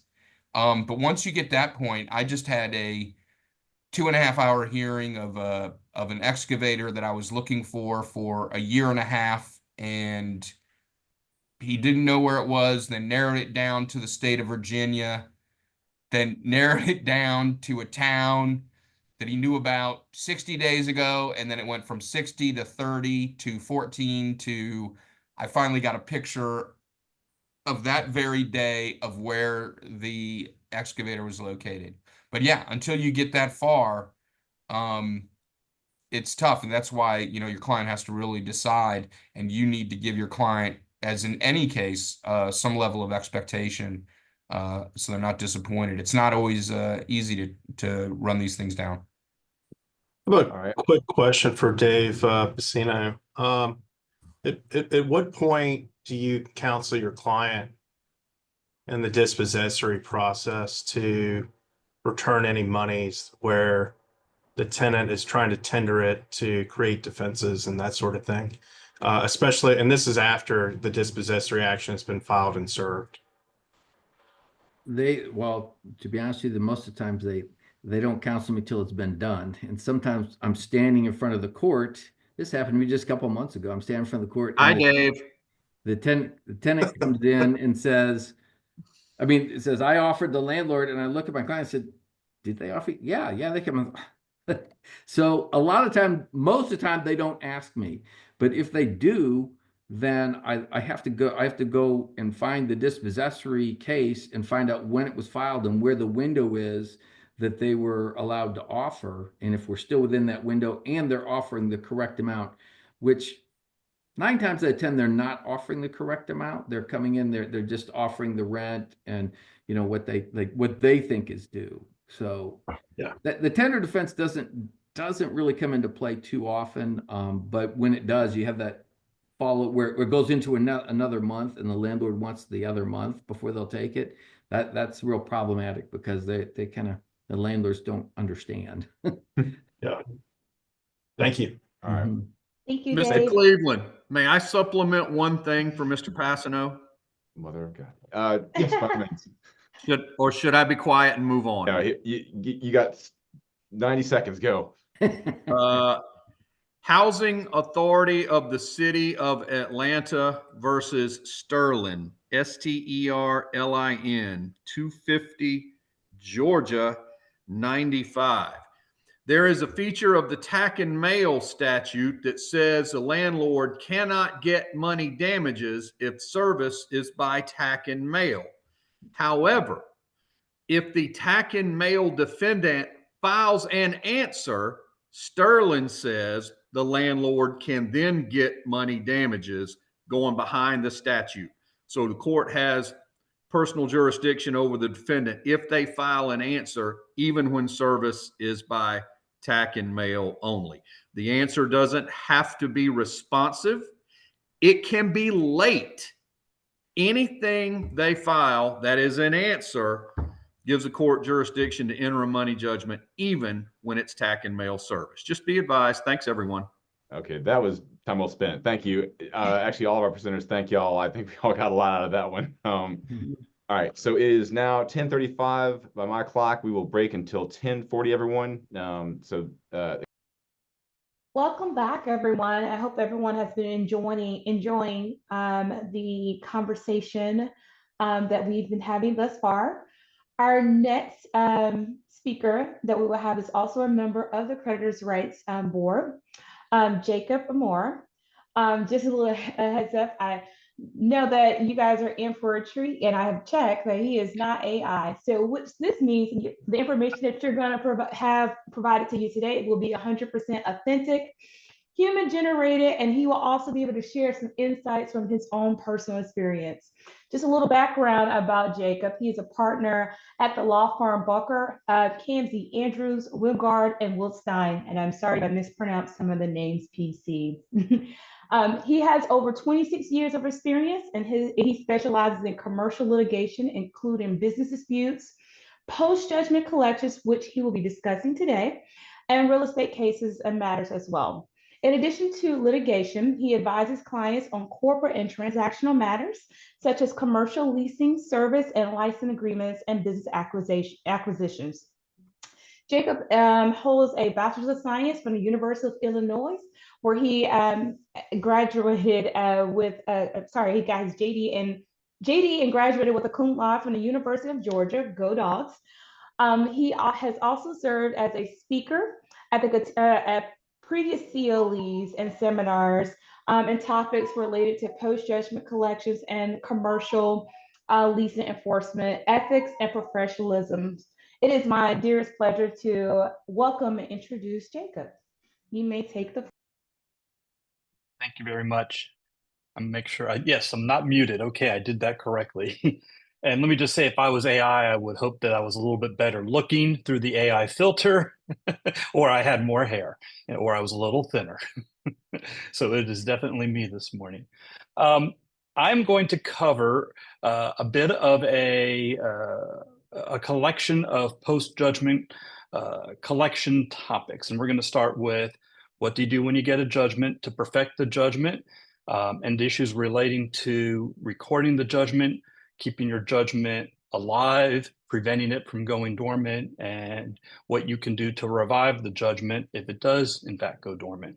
I'll briefly touch on, time permitting, some post-judgment discovery issues and matters, and then lastly, touch base on some alter ego issues, which come up quite frequently with post-judgment collection matters.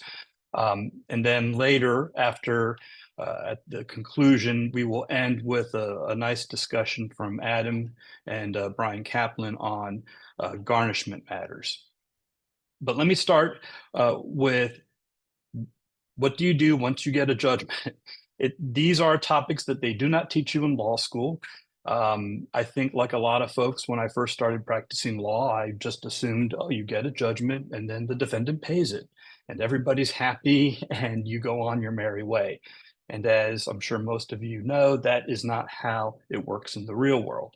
And so the first step of that process is to make sure that your judgments are getting entered correctly, recorded, and perfected. And those are all important issues in both ensuring that your judgment receives the correct priority, in ensuring that it is serving as a lien against certain assets of the judgment debtor, and also in terms of establishing deadlines to maintain the validity of that judgment moving forward into the future. So the first step of that process is to get your final judgment. It's usually pretty straightforward when we have a final judgment. There are a couple of things to be cognizant of. Sometimes judges will enter orders granting motions that may or may not be dispositive, and you do need to make sure that when a judge grants an order granting summary judgment or something of that nature, that you do have that order reduced to a true final judgment, especially if you're in our line of work where it's typically a money judgment, and it's in a form that can actually be entered as a final judgment with the clerk's office and then enforced and collected. Once you get the final signed judgment from the judge, it's not yet truly been entered. To get that final judgment entered, it has to be filed with the clerk.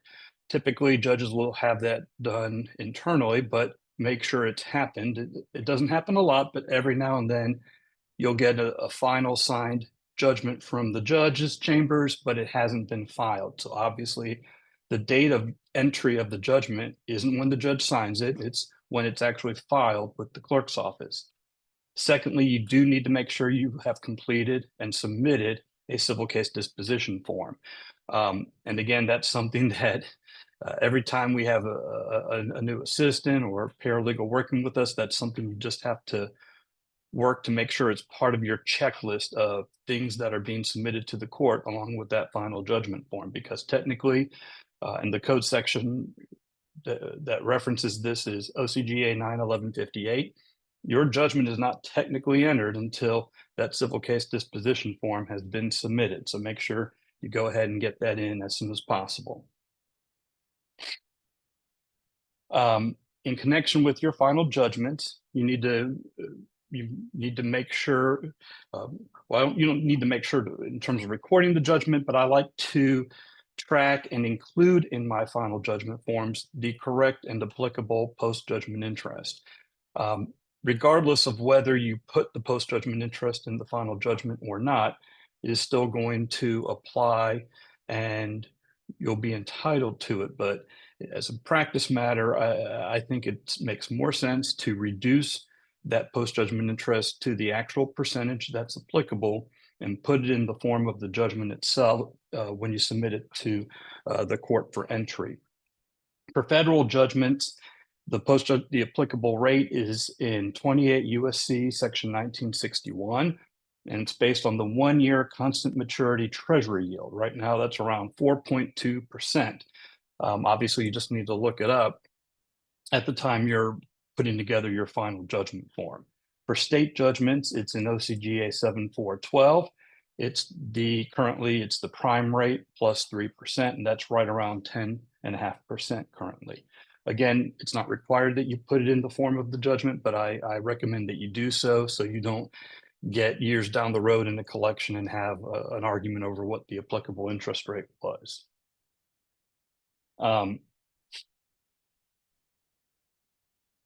Sometimes, very rarely, but a couple of times over the years, a dispute will arise over what post-judgment interest applies to. There's actually a statute on it, 912 10, which states that no part of the judgment shall bear interest except the principal in which is due the original debt. Basically, everything but pre-judgment interest is, in my opinion, subject to post-judgment interest. So, for example, attorney's fees would be subject to post-judgment interest. There's actually a case on that. Davis v. Whitford Properties, 282 Georgia App 143. So pre-judgment interest is not subject to further interest. The principal amount due, attorney's fees, other portions of the damages, those would bear interest, would bear post-judgment interest. Now we have our final judgment. It's been entered. It has the correct interest rate. It's been entered. What next? Well, we can't record it just yet because we have some potential initial stay periods that we have to abide by. In Georgia, there's an initial 10-day stay for all judgments with a couple of exceptions that I'll get into in a second. And that initial stay is governed by OCGA Section 9-1162. The purpose of this initial stay is to give the defendant or the judgment debtor a chance to be free from an execution and enforcement of the judgment, give them a chance to determine their future course of action, whether that means filing bankruptcy, filing an appeal, taking some other action. And during that stay, you can't do anything to enforce that judgment. That means you can't record a judgment lien, or in Georgia, what we call a writ of FIFE. You can't conduct post-judgment discovery. You can't file, obviously can't file any garnishments, conduct any levies, can't do anything. You're completely stayed during that 10-day period. Now, there are two important exceptions to that. First, the 10-day stay does not apply to default judgments. So if you have a default judgment, you're entitled to immediately enforce and collect that judgment, including immediately recording your FIFE, filing post-judgment discovery, taking any action you want if it's a default judgment. The other exception is for cases in which the defendant has agreed to waive the 10-day stay, provided that agreement is filed with the court in some form or fashion. The way I would typically handle this is if I've got a consent judgment or a consent order, and really the best practice would be to include in the form of that consent judgment or consent order an explicit provision that the 10-day stay is not applicable and that the plaintiff is entitled to immediately enforcing the judgment. When if you omit that and if you don't file with the court, that 10-day stay is strictly enforced. I actually had a case last year, and it was a fairly significant case. I was actually representing a judgment debtor, and they were hit with a fairly large consent judgment and a fairly large garnishment that, in fact, hit a very large sum of money in their bank account. But the garnishment had been served and filed within the 10-day stay. The consent judgment in that case did not include a waiver. The underlying settlement agreement did not include a waiver of the 10-day stay. And so in that case, the garnishment was untimely, and the garnishment judge set aside dismissed the garnishment. A pretty large amount of money that had been paid to the registry of the court from a bank was released back to my client. And I can promise you that that was not a conversation that plaintiff's attorney wanted to have with their client. Why did my garnishment that just hit a pretty large six-figure bank account have to be returned to the defendant who owes me money? So if you're doing consent judgments, make sure you put that waiver language in, because it seems like a small thing, but it can be important. In federal court also has a similar stay. It's a 30-day stay under Rule 62. Unlike state court, there are no exceptions. It's pretty much an automatic 30-day stay where you can't do anything to enforce your federal judgment. So just be aware that there are two different periods of time applicable to the stay on enforcement for federal and state judgments. Now, in addition, those are automatic stays that happen generally for all judgments. There are additional stays that can come into effect depending on certain actions taken by your judgment defendant. First of all, in Georgia, They're entitled to a stay if they file a motion for new trial before a judgment notwithstanding the verdict. And that's under Code Section 911-62B. So either of those motions are filed, you can't enforce your judgment, you can't record your 5A during the pendency of those motions. The other common scenario in which you may find yourself subject to a stay is obviously the filing of an appeal from the judgment.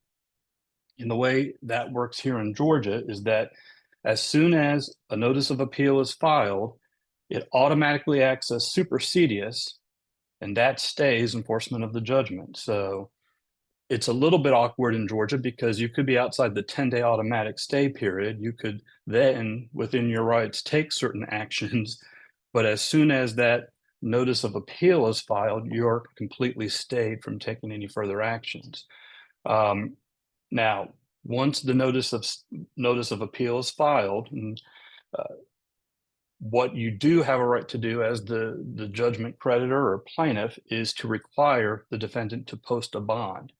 And when it's a judgment for unsecured money, the court has no discretion. They have to issue a bond in the full amount of the judgment, plus an amount sufficient to cover the cost of delay, absent a showing of good cause. And that is provided in the Appellate Practice Act and OCGA 5646. So if you're in a situation where your defendant has filed an appeal, make sure you are immediately requiring them to post a bond. If they fail to post a bond, once the court orders it and they fail to post it, there's no supersedious and you are no longer stayed from enforcing your judgment. Now, it may or may not be a very good idea to take much in terms of collection actions while your judgment is subject to an appeal, and I wouldn't necessarily recommend you do so, but you certainly are not prohibited from doing so under the supersedious rules. Again, federal law works a little bit differently here than Georgia. In federal court, the filing of a notice of appeal does not act as an automatic supersedious to stay in enforcement of a judgment. It's a little bit the reverse of state court in that once an appeal has been filed in federal court, the onus is then on the defendant to request supersedious, and they can do that by posting a bond. And if they don't do that or they don't request it, then the fact that they filed an appeal does not stay your right to enforce that federal judgment during the appeal. And again, it may or may not be a very wise decision to do so, but absent that action by a defendant, you're not prohibited from doing so. Now, assuming we're not subject to any stay, there's no supersedious, we're good to go. Now we can actually enforce and collect our judgment. And the first thing we should all be doing is recording our judgments, because that's how you technically perfect the judgment. That's how you ensure certain priority rights, especially as it pertains to real property. And that's how we also key in certain timing deadlines for future enforcement of that judgment, especially in terms of keeping that judgment alive and enforceable into the future. In state court, the way we handle that is by completing and submitting to the clerk of court a writ of 5A. Adam and I have a long-standing debate over how you pronounce the Latin. It's actually a writ of fieri facius, and I could stand to be corrected. I don't think we have any Latin professors online, but if we do, please correct me. But I'm just going to call it a 5A because I don't understand Latin. But that's how we handle that in Georgia. Now, that 5A is not effective until it's recorded in the general execution docket. So you get the 5A, you get it from the clerk, and you make sure it's recorded. It's a pretty standard process. It's a pretty straightforward form, but that is really the first thing you should be doing with all of your judgments that you have any intention of enforcing into the future. Federal is a little bit different. They don't have a 5A, they have what's called a writ of execution. It's pretty quick and easy to get that from the federal courts, just like it is getting a 5A.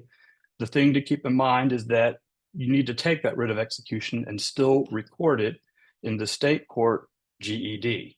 That's an important thing to do to make sure that that writ of execution entered by the federal court is now part of the public record and is going to serve as an effective lien or give you rights against personal and real property of the defendant moving forward.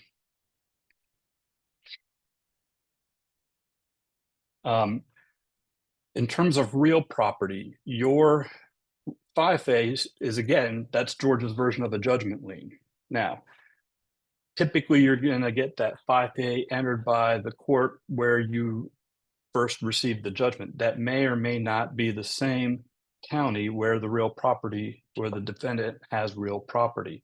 In Georgia, you are going to need to record that 5A in every county where the defendant owns real property. It's not an effective lien against the judgment debtor's real property unless it's recorded in the same county where the property is located. So if I have a judgment against the defendant from Clayton County, and I get my 5A from Clayton County, it's not going to be effective against real property owned in, say, Henry County. I'm going to actually need to take that 5A and record it, take the Clayton County 5A and record it in Henry County. Anyone who's done a lot of post-judgment collection can probably tell you that they've had cases where they've taken that 5A and recorded it in many, many different counties. It's the same original 5A. So you'll have a piece of paper that's your 5A and it'll have a stamp on it from 4 or 5 counties. That's actually pretty common. But that is what you need to do to make sure that that 5A is effective against the real property held by your judgment debtor. And again, for real property and in general, that lien, the 5A, attaches from the date it's entered or recorded, not necessarily the date of judgment. So you need to make sure you're recording that 5A again in every county where your defendant owns or could potentially own some property. The rules are slightly different for personal property. There is a provision, and this is under 91282, that your judgment lien is effective as of the judgment date, at least as to personal property, if it's recorded within 30 days of the judgment in the county of the defendant's residence. And so that is a little more forgiving than the effect on real property. As a practical matter, I'm not sure it makes a whole lot of difference, especially if you're regularly requesting your 5A as soon as possible, but it is something to be cognizant of and to obviously encourage you to try to get your 5As entered as soon as possible after your judgment is entered.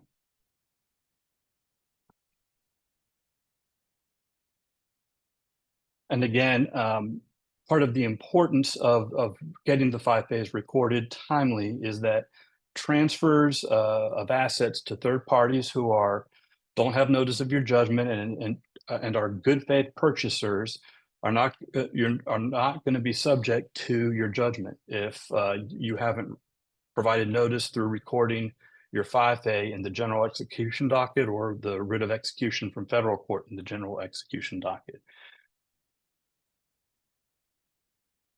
All right. Sorry about that.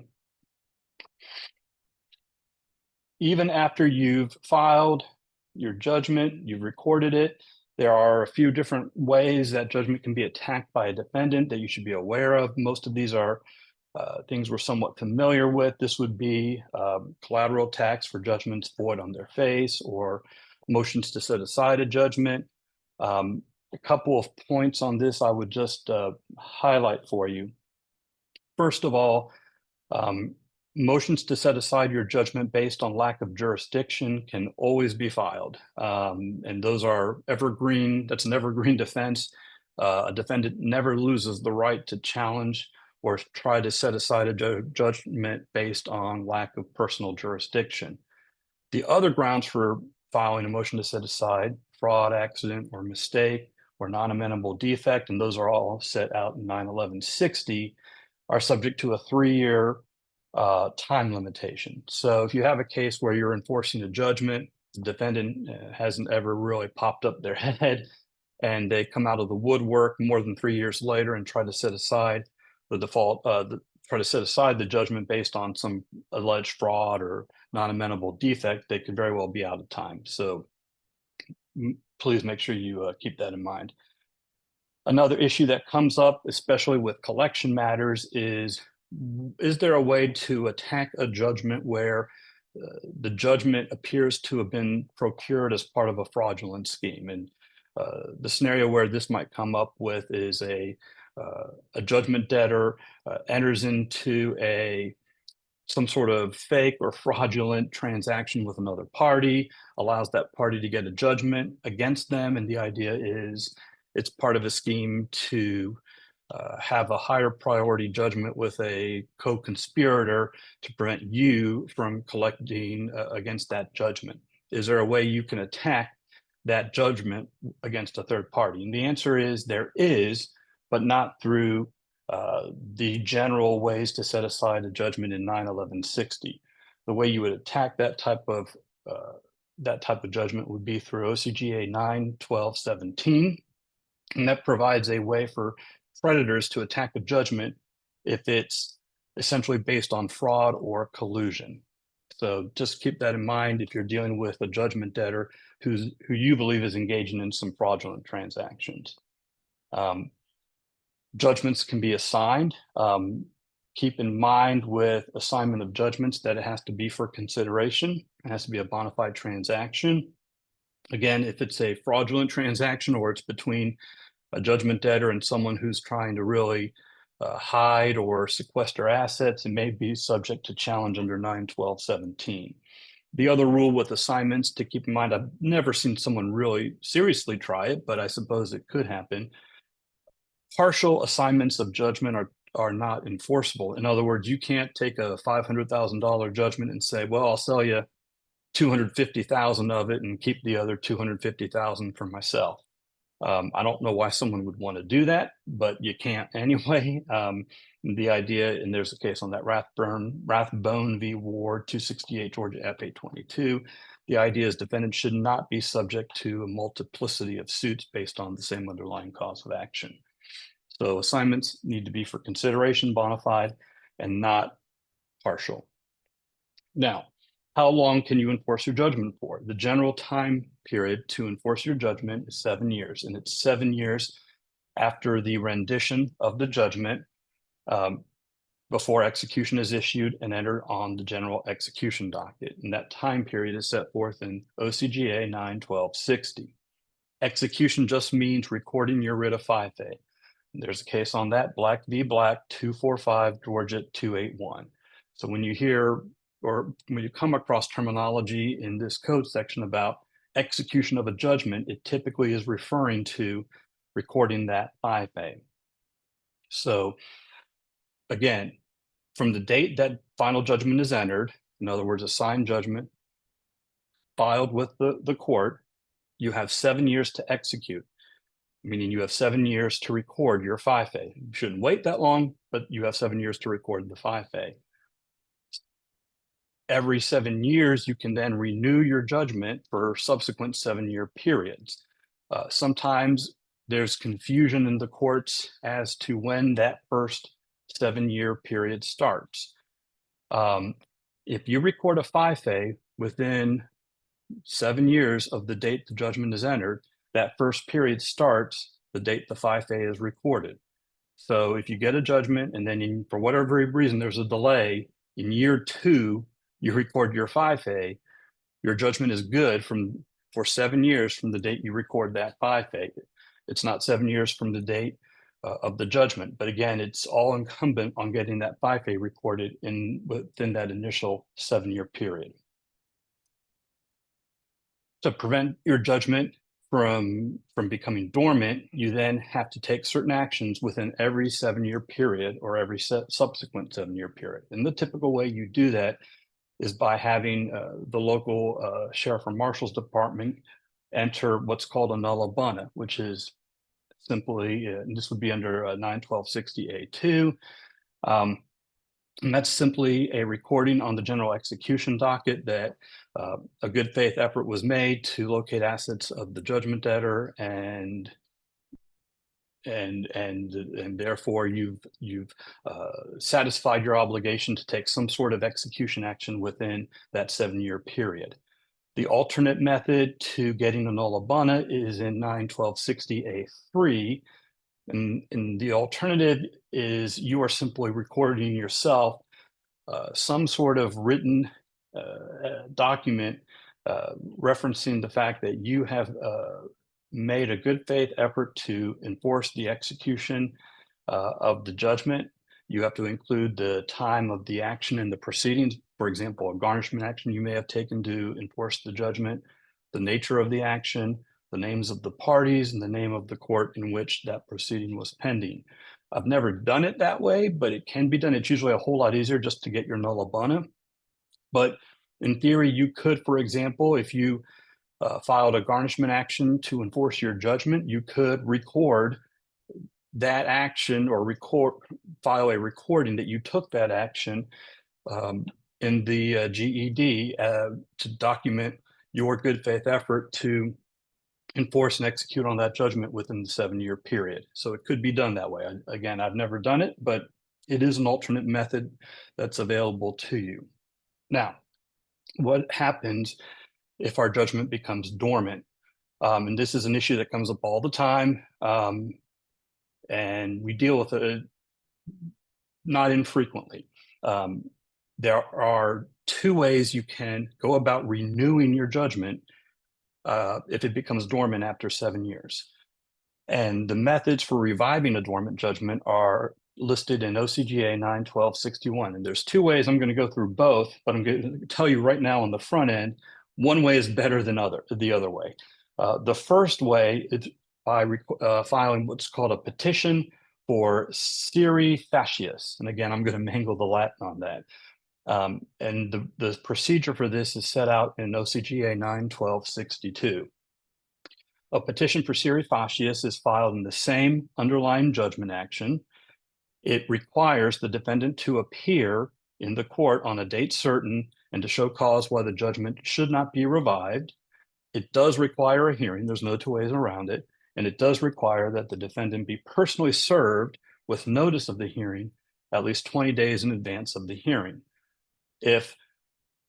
And that procedure is strictly enforced. So if the judgment creditor fails to follow that procedure, the petition will be denied.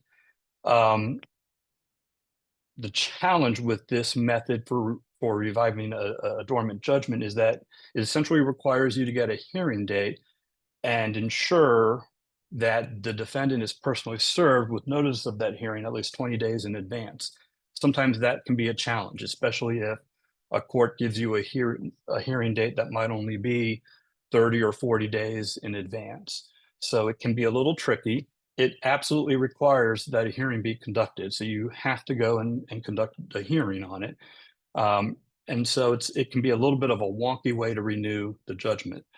In my opinion, the better way to renew a dormant judgment is to file an action to renew the judgment. And that's provided under OCGA 9/1266.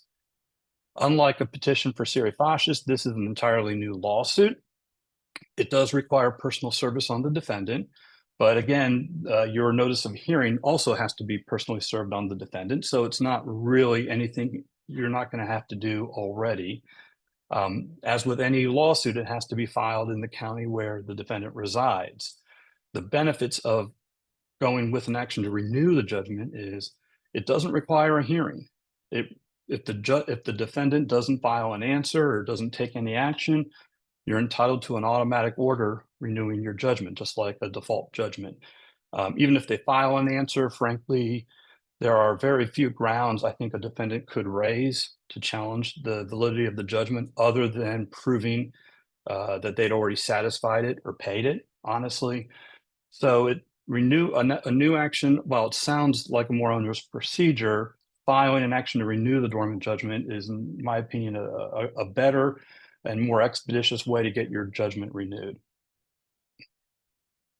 One impact of reviving a dormant judgment is that you do lose the priority of your judgment, because the revived judgment is only going to be take priority from the date of its revival. So it could very well be that other judgments pass you in line and that you lose some priority.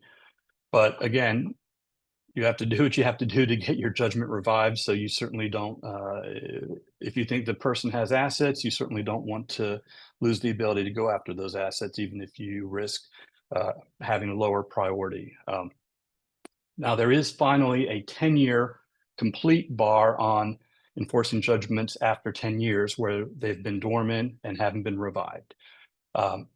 Where the 10-year period, I think, sometimes comes into play relates to foreign judgments and other states having differing time periods.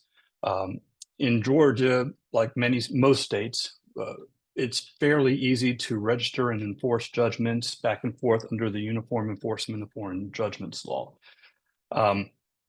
Other states, however, have very different time periods to enforce judgments. I think New York, it might be 10 years, I want to say. Florida, I think it might even be longer, maybe 20. And so if you get a judgment from one of these states that has a 10 or a 20-year or some other longer period of time to enforce that judgment, and you get a call from a New York attorney asking you to enforce that judgment in Georgia, if you're already outside that 10-year period, there's nothing you can do to get that judgment enforced, because for purposes of that first recording, the date of the judgment is going to determine how old it is. If it's between 7 and 10 years old, what you can do is go ahead and get it registered here in Georgia and then immediately file an action to essentially revive it under the procedures that we just discussed. But just be aware that when you get an old judgment from another state, it may or may not be enforceable at the time you get it. See, I think I've got a question here. Let me go ahead and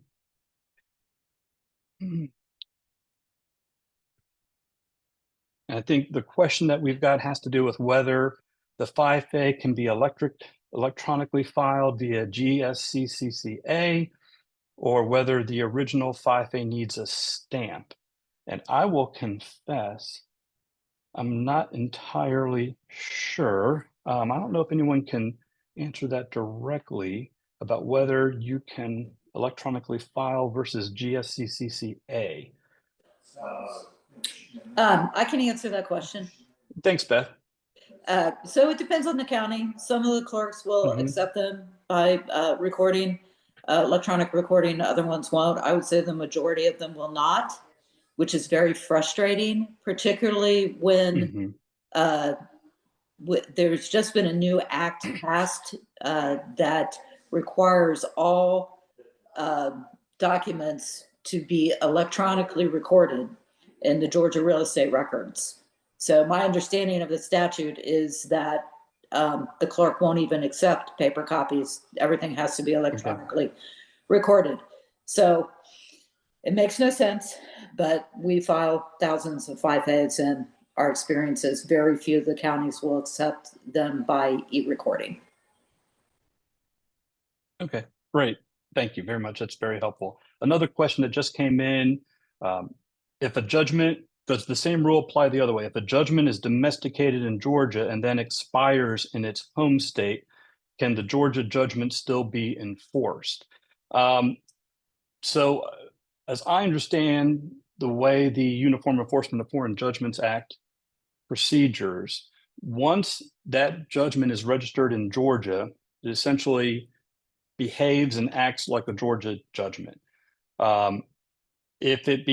If it expires in the home state, but has not expired here in Georgia, there may be grounds for the defendant to set it aside, but I don't know that the dates, based on the date alone, that it would necessarily be invalid in Georgia. Maybe I have not candidly come across that reverse situation, because Georgia's judgment enforcement period tends to be on the shorter side compared to other states. I don't know, has anyone dealt with that issue specifically, because typically the time periods are somewhat treated independently of each other in my experience. So, and Adam, I don't know if you've dealt with that or not. I think we've got in one of our previous CLEs, somebody found a citation that says that it's going to actually live or die with the original judgment. Yeah. Expiration. So it might be, we don't get to have the independence here. I'm looking for that right now. Yeah. But once, yeah, that would make sense. Okay, great. And also got about 5 minutes. Oh, okay. I'm sorry. Well, let me do this. Let me skip ahead. I was done. Let me skip ahead and cover a couple of items on alter ego theories. And I apologize. Didn't know I was running that late. I apologize. So you've got your judgment and you've discovered some evidence that your judgment debtor's assets have been moved around or dissipated. This is especially comes into play with judgments against corporate defendants, where you find that they are now defunct and they've lost all their assets, and you suspect there's an owner of that entity that has depleted the assets. What are the grounds where we can try to enforce the judgment against the corporation, against the individual owners or members? And there are several ways to do that. I'll just sort of go through them very briefly, but these are always items to be aware of when you're conducting your post-judgment discovery and trying to gather information and evidence to support a potential claim under these grounds. First, directors can be liable for liquidating distributions. So if the company completely pays out all of its assets, pays all the directors, pay themselves, they liquidate all the assets of the company, the individual directors can be potentially responsible and liable under that judgment. And the leading case on that is Hickman versus Heiser, 261 Georgia 38. If the individual officers or directors of the company have engaged in fraud, even if that fraud or tort benefits the company, they can also be individually liable. So if they've engaged in a fraudulent scheme, say to defraud your client, even though the money all went to the corporation, the individuals can still be liable in those grounds.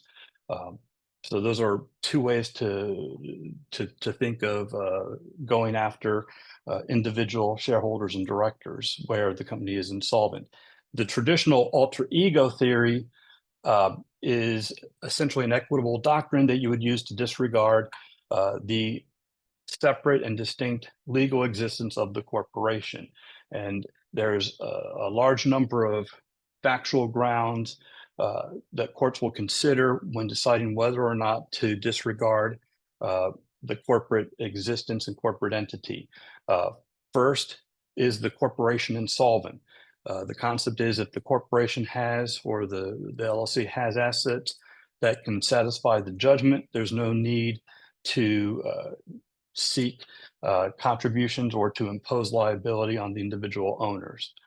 Secondly, you have to demonstrate that there's been some ulterior purpose and that the corporate assets have been, there's an intentional act to essentially defraud creditors or to avoid payment to its creditors. And then lastly, you have to introduce or find evidence sufficient to essentially pierce the corporate veil. And there's a long list of factors that courts will look at. Is the corporate entity undercapitalized? If you're looking at a parent and a subsidiary corporation, do they maintain separate offices? Do they maintain separate payrolls? Do they maintain separate books and records? Are they properly documenting their transactions? If you're looking at a company with individual owners, are they commingling their assets? Are the owners, for example, paying their personal debts out of the corporate bank account? That's one of the more common ways you would prove that the corporate veil should be disregarded, and that the individuals are operating the company purely to avoid for their own benefit instead of as a separate legal entity. Practical concerns with these claims: they're very expensive, they're very fact intensive, It involves typically filing a new case. But if, again, the amounts in dispute are sufficient enough, if it's a large judgment and, you are satisfied that the assets of the company have been improperly moved around or have been abused or used by the shareholders or the members, it's certainly an action worth taking, but just be aware on the front end that they are very expensive cases to prosecute, in my experience. The last thing I'll throw out there, and I think most of us know this by now, but under Georgia law, we do not have reverse piercing the corporate veil. In other words, a judgment against a member or a shareholder cannot be collected or enforced against the LLC or corporation. That said, and it does happen sometimes where you have an individual who doesn't care about having judgments against them individually, and they're using a corporate shell or an LLC to essentially protect their assets, and they don't care about having judgments against them personally. And the way you go about trying to seize those assets or attach them are through things like filing garnishments against the corporation, charging orders to try to stem or try to recover distributions that might be made from the LLC or the LLC or the partnership to the individual members, levying shares of stock, things of that nature. So, but what you can't do is, quote, reverse pierce the corporate veil and enforce your judgment against a member or shareholder directly against the company. Thank you, Jacob. So I think I am officially done and out of time, Shanika. Thank you for shutting me up. Thank you so much, Jacob. We Thank did you. have a comment in the chat from Sure. Alex Caper stating that her understanding that once the foreign judgment has been timely domesticated in Georgia, it becomes a Georgia judgment. I believe that's my understanding as well. As long as at the time of domestication, it was a valid judgment in its original jurisdiction, then we should be, the judgment should be fine to proceed. But if it was in default or it elapsed at the time of from the original jurisdiction and is then trying to transfer, I think there may be some difficulties there. So now we do have our final panel. Quick question, Shanika, for Okay. Jacob. Yes. Sure. Dumb question. So what are the damages that a judgment debtor could have against a creditor if the creditor is trying to enforce a dormant judgment that has not yet been revived? Would it just be the value of whatever was taken during the dormancy, or would it be more than that? I'm just trying to think it through. I mean, it would obviously be a defense to any collection action. So if a garnishment got filed, the garnishment would be subject to dismissal. I assume that I guess we're assuming that somehow the defendant didn't raise that as a defense to a levy or a garnishment, and the levy or garnishment proceeds, but then after the fact, they're taking issue with it. Is that? Or they just do it during the pendency of the revival action, but before an order is entered reviving it. So something's been seized or collected, and then you're trying to revive it? Yes. And they raise it. I'm not entirely sure what the exact measure of damages are. Obviously, it would be the value of any assets that were improperly seized. You could probably get additional damages for I would think interest or the lost value of those items. I don't know. I'm just thinking off the top of my head. I don't know if there would be potential sanctions against the attorney. I don't think. I'm not sure that would be applicable. It's certainly not a situation I would want to be in. It would be odd to me that the judgment defendant wouldn't raise those issues in direct defense of the garnishment or the levy, though, and just point out as a defense the judgment's not enforceable, and therefore the garnishment or levy needs to be dismissed. A broader question is it ever too late to record a UCC-1?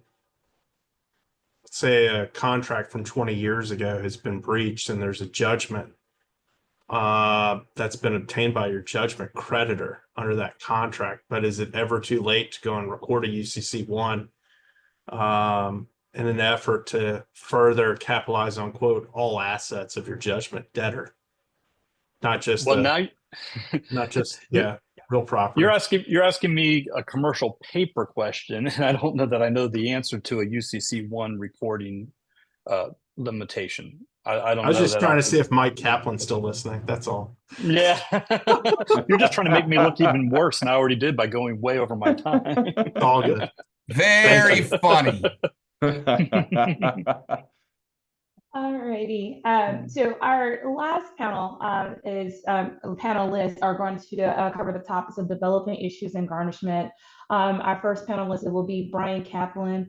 A little background about Brian is that he's the owner of Kaplan Legal Services, and he represents creditors in disputes involving commercial loans, leases, and other credit-related relationships. His practice covers pre-suit negotiations, trials, and post-judgment enforcement, which is one of the areas that he's going to discuss today. In both Georgia and Alabama is where he's licensed. He also handles commercial litigation related matters to business disputes, fraud, RICO cases, and real property conflicts. And in his personal time, he loves to enjoy traveling with his family, and he has a hobby pastime of saltwater fly fishing and hiking. And our next panelist is Adam Cleveland. Some of you have known him and his experience and work in garnishment. So I'm going to allow him to be able to share a little bit more of his insight. So thank you all, and the floor is yours. Thanks, Shanika. All right, so got limited time, and so we're going to try to hit the high points. Let me see if I can share my screen here and get our materials up on them. So let's give this a shot. Share that, yes, please. Everyone see a title screen? Yep. Yes, no, maybe, yes, okay, thank you. All right, so disclaimer, any pictures aren't ours, you're not our client, so we're not giving legal advice, just giving our thoughts. Brian did a good job on his picture being timely. My picture's 1,000 years old, doesn't work. Okay, garnishments. Here we go. So basic information y'all all almost certainly know. But one thing, we do a segment, Jake and I and Mike and a couple others annually for non-collections attorneys on garnishments. But there were a couple of things I've mentioned from year to year that occurred to me might be useful to mention here. If I can find time calculation. Yes. So just for a bit of relevance to a couple of cases that have come up. So not everyone deals with this every day, but it is good to know. So this is the computation of time for all of Georgia's laws. Section of our code that's 1-3-1. So it says that except as otherwise provided, blah, blah, blah, blah. If you are talking about a time that is, let's see, when it is less than 7 days, then you don't count the holidays. So it's basically business days at the time is less than 7 days.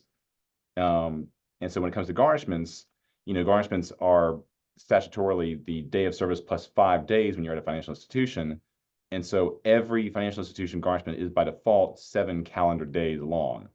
So if anyone's ever in a contest about how to calculate that time, the answer is you calculate it based on a 7-day week, unless the 7th day falls on a holiday, which of course that's going to kick in then. So that is just something that I want to kind of make sure we had out there. Also, one more note I want to kind of put out there, regular garnishments. I'm going to circle back to this, but I just want to remind everyone, regular garnishments do still exist. These are the ones that we used to have for our financial institution garnishments, essentially the 30-day long garnishment that captures everything. That's still a thing in Georgia law. It's just not as useful these days with designated financial institution garnishments and continuing garnishments covering a lot of that same material. But when we get kind of into what Brian's going to lead y'all down the road of, we'll get more into how these can become relevant again where necessary. So Brian, you want to go ahead and kind of move us through the material on financial institutions starting here? Sure. I basically just tried to insert into Adam's slides the most up-to-date Sounds filthy. case law on on financial institution garnishments. So these are intended for banks, credit unions, folks that actually take deposits of cold hard cash. And there, your garnishment period is going to be from the date of service plus 5 days. The key case on this, distinguishing between what's a financial institution, what's not, is Block versus Diaz Verson. And it went up to the Supreme Court in 2018. And that case is talking about the new garnishment code, in particular, 18-4-1. And then let's go to the next slide. So be careful what you garnish. And you can see the giant whale is sinking the ship, because not all businesses that may have, some slight appearance of being a financial institution are indeed financial institutions. It's complex. This is not a true financial institution garnishment case here. This one is just where ultimately plaintiff lost. It's garnishment case and the judgment, because the date matters. What date matters? The date the judgment is issued, not the date that you get the FIFA, or I'll take it a step further. If you're from South Georgia, we call them FIFA. So just remember, look at the date. If you have staff helping you, tell them to look at the date of the judgment, not the date in which the FIFA or FIFA was issued. That is not controlling. And that also harkens back to a question about, dormancy of judgments. You got to look at it and be very exact. And then let's look at the next slide about forms. And Brian, that's a good point, by the way. We do get Yeah. that question from folks oftentimes, like, do I need a FIFA to garnish? And some folks seem to have the assumption that you do, where you and I know, and I think a lot of our members hopefully know, but now all will, that no, you don't need a FIFA in order to garnish. It's 2 forms of execution on a judgment. So mandatory forms, a lot of cases came out in 2024 regarding the mandatory use of the forms. So I would separate them into the regular garnishment form, which Adam just kind of mentioned before I started talking. There's the financial institution form. There's the wage garnishment form. And then there could also be one for support, which is actually seldomly used now. I was not aware of that. Make sure you use the right kind of form. Why? Because the court has no jurisdiction if you use the wrong form. The Court of Appeals has said that, and so has the Georgia Supreme Court.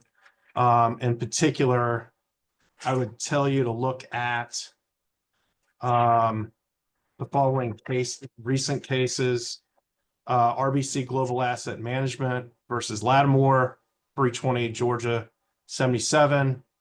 One other quick comment: if you're representing a garnishee and defending one of these default judgments, you don't just have to use the garnishment code to set aside a garnishment. You can use the Civil Practice Act. There's now a bunch of good case law that says that you can do that, especially where you're out past the 90-day period, to set aside the judgment as a matter of right. In this instance, To set us up, Brian, you want to talk about maybe kind of the situation that you found yourself in? yeah, this one is like, there's more to meets the eye than it says RBC Global Asset Management US. Do they actually hold money? So there was a garnishment filed against, 20 or so garnishees, and default judgments were entered against a bunch of them. And I defended another financial services business, and I assisted a little bit behind the scenes on the RBC matter. But basically, the wrong summons was used on this. They used a financial institution garnishment, which has a fast track period for an answer, and a default judgment was entered. They missed it after it was served yet again. And so enforcement on this judgment against RBC and another garnishee began And they ultimately, on the RBC matter, the trial court upheld the judgment. And in the matter that I represented, a garnishee on, the trial court, we feel like got it right and said, look, you've got the wrong form. You got to start over. And this court never had personal jurisdiction at all under 91160D. And it is a non-amendable defect. Like, you can't just fix it. What you would do is you would probably notify the garnishee if you use the wrong form and say, hey, we're withdrawing it. We're going to reserve you with the correct form. That would be the best way to do it if you didn't want to spend a bunch of money and just file a whole new garnishment case all over again. Just to give the citation, what he's referring to is an 1848D, essentially using the wrong form. The use of the wrong summons, it says, invalidates the garnishment outright. The whole damn thing is invalid. They were very blunt with the language. It's a very short sentence, and yeah, this is how it's kind of shaking out. And they was Adam, I think. Adam drafted that, right?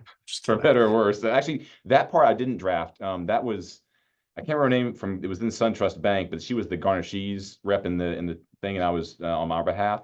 And she wrote that with the idea that I think she was trying to avoid having to deal with the wage garnishment side when bank garnishments were served. Like, that was the concern that the garnishees that were financial institutions had, was essentially they got a garnishment that was regular and they still had to go look for wages and would miss them sometimes if it was an employee.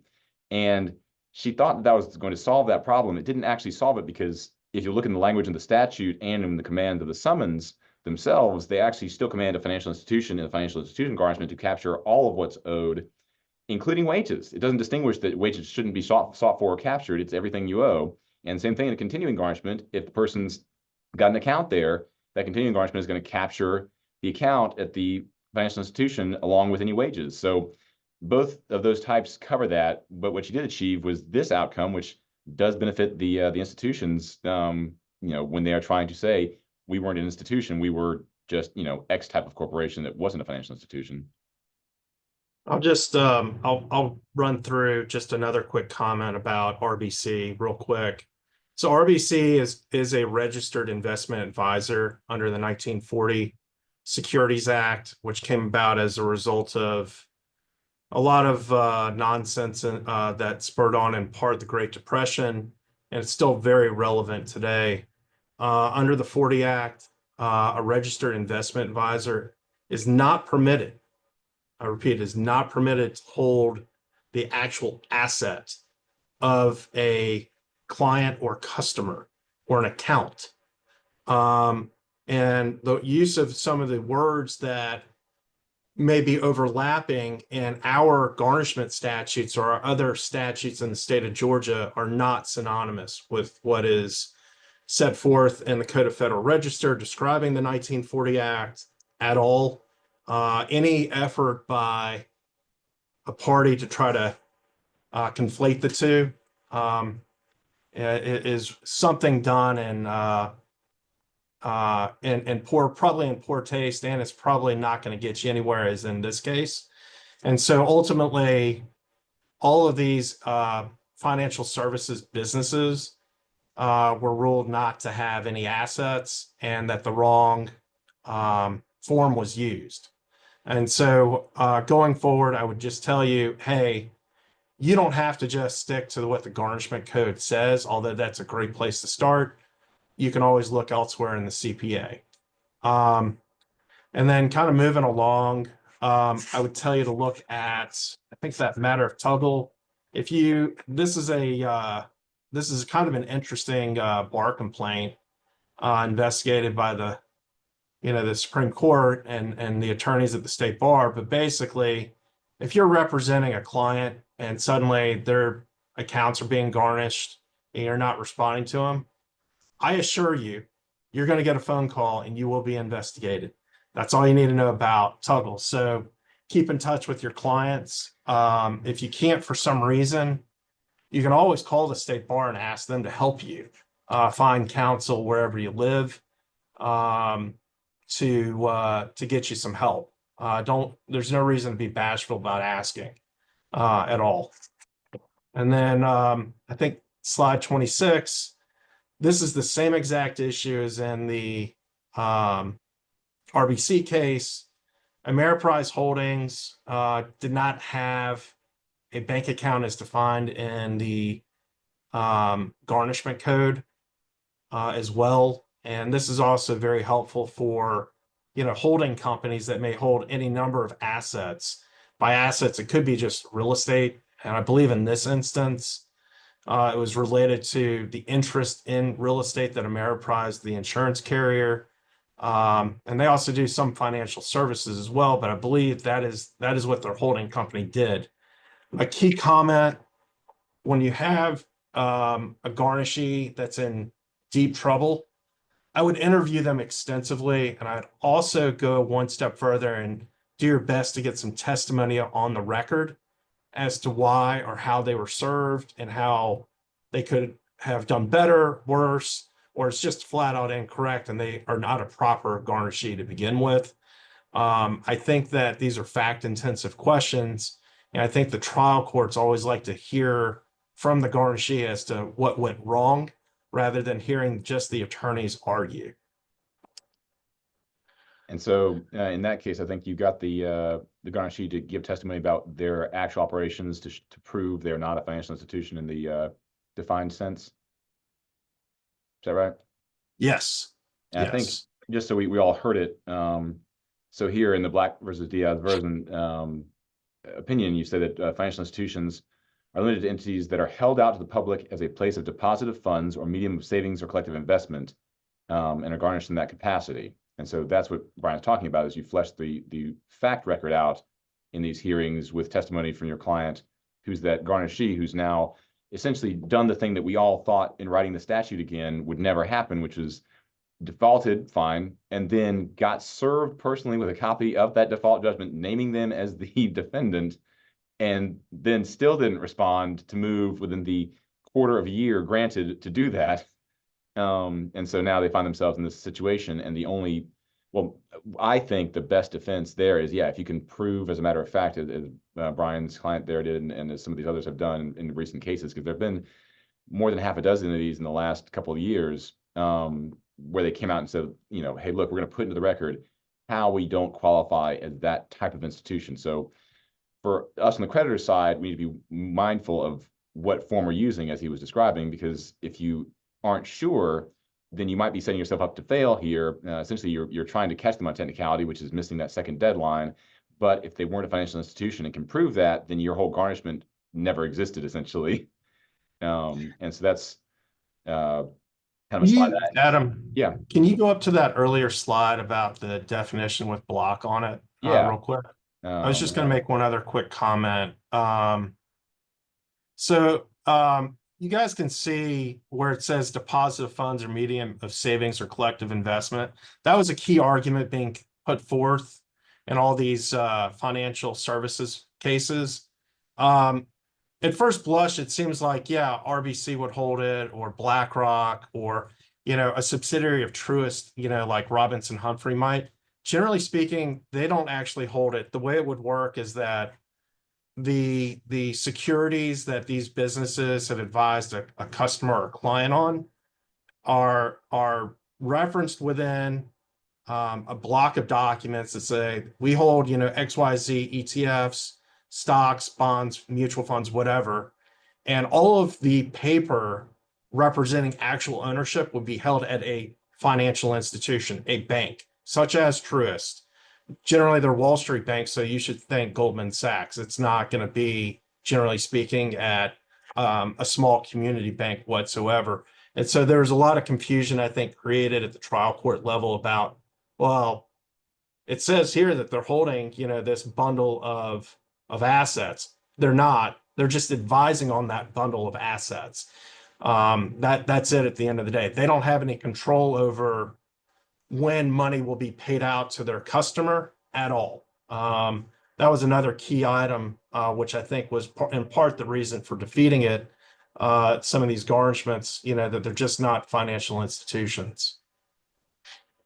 And I think that's a good outcome for those appellate cases. Again, it's in the code, and ideally, we as creditors, lawyers, seeking recovery of funds against the defendants that owed them aren't out to get garnishees per se. I mean, it does happen, and if someone defaults and double defaults, I mean, you do want to seek recovery on behalf of your client for their right to have that.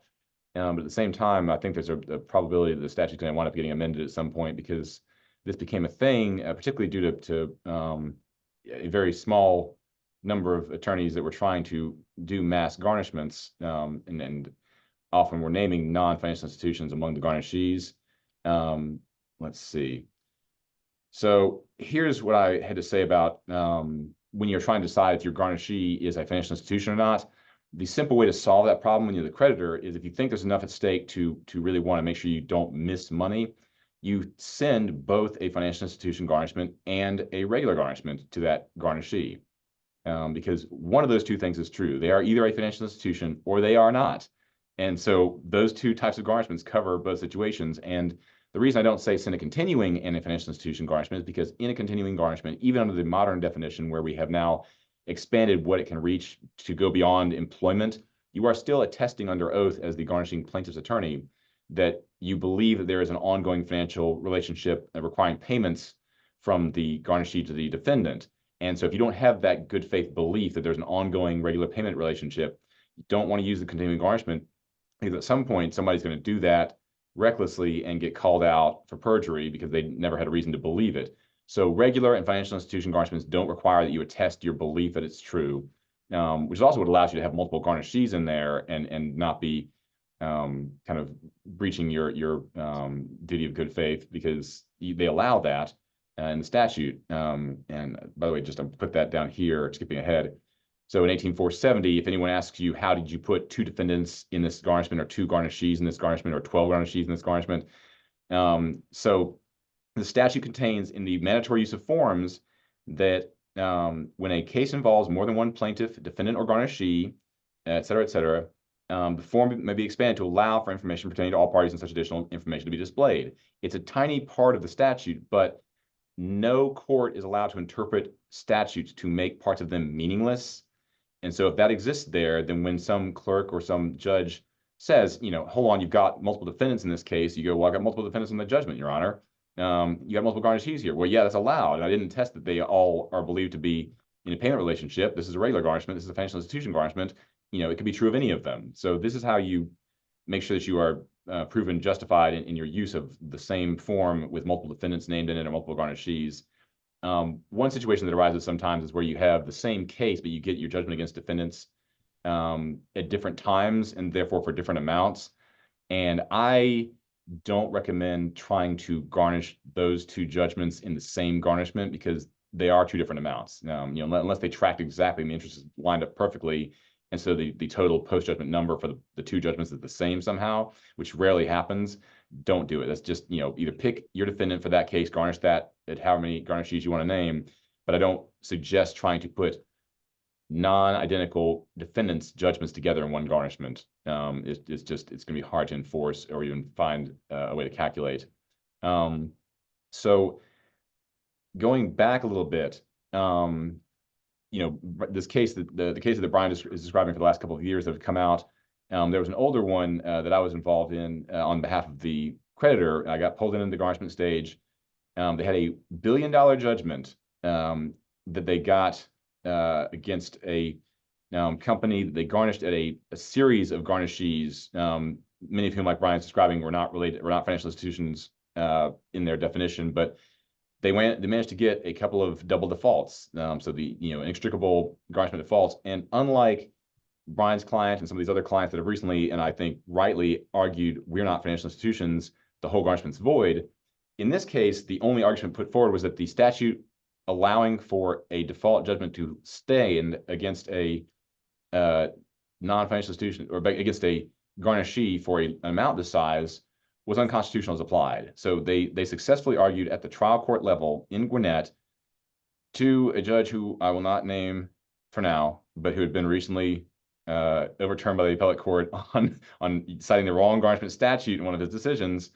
They argued it's unconstitutional as applied. And not only did they get the unconstitutional argument granted by that judge, but the judge also went on his own and found and wrongly interpreted the code section 1848 about notice of service to the defendant to mean that the USPS, the U.S. Postal Service, had to mark the return envelope as refused or failed to claim, for it to be refused or failed to claim, but just so that everyone here knows, in case you get called on this in a garnishment, because obviously we have to serve the notice to defendant in every single case. But the thing to know is that it is illegal in Georgia to delegate authority from the legislature to other agencies, particularly to federal agencies. And so that's why we can't make our minimum amount in garnishments the ungarnishable amount. We can't say it's tied to the federal minimum wage. We have to actually name the number, because otherwise it's an unlawful delegation of authority. And so here, if a judge in some court, which happens from time to time, says, well, the Postal Service didn't mark this, failed to claim or refused to accept, yeah, that's because the statute doesn't say U.S. Postal Service designates it, because that's illegal to do. It says they either refuse to accept it or fail to claim it. Those things constitute good service. And literally everything that isn't accepting service is refusal to accept or failure to claim by the definition of the words. It was written intentionally so that we could actually just serve them with certified mail and regular mail notice and then have complied with the statute entirely. But again, many judges misinterpret that section to think that they have to have a postal marking telling them a statement, when in fact it's telling the judge, hey, as long as they send it by certified and regular mail, that's it. There's no, like, the person either accepts it or refuses or fails to get it. They either got it or they didn't. Those are the only options. This section isn't relating to some U.S. Postal Service code and gets misinterpreted all the time.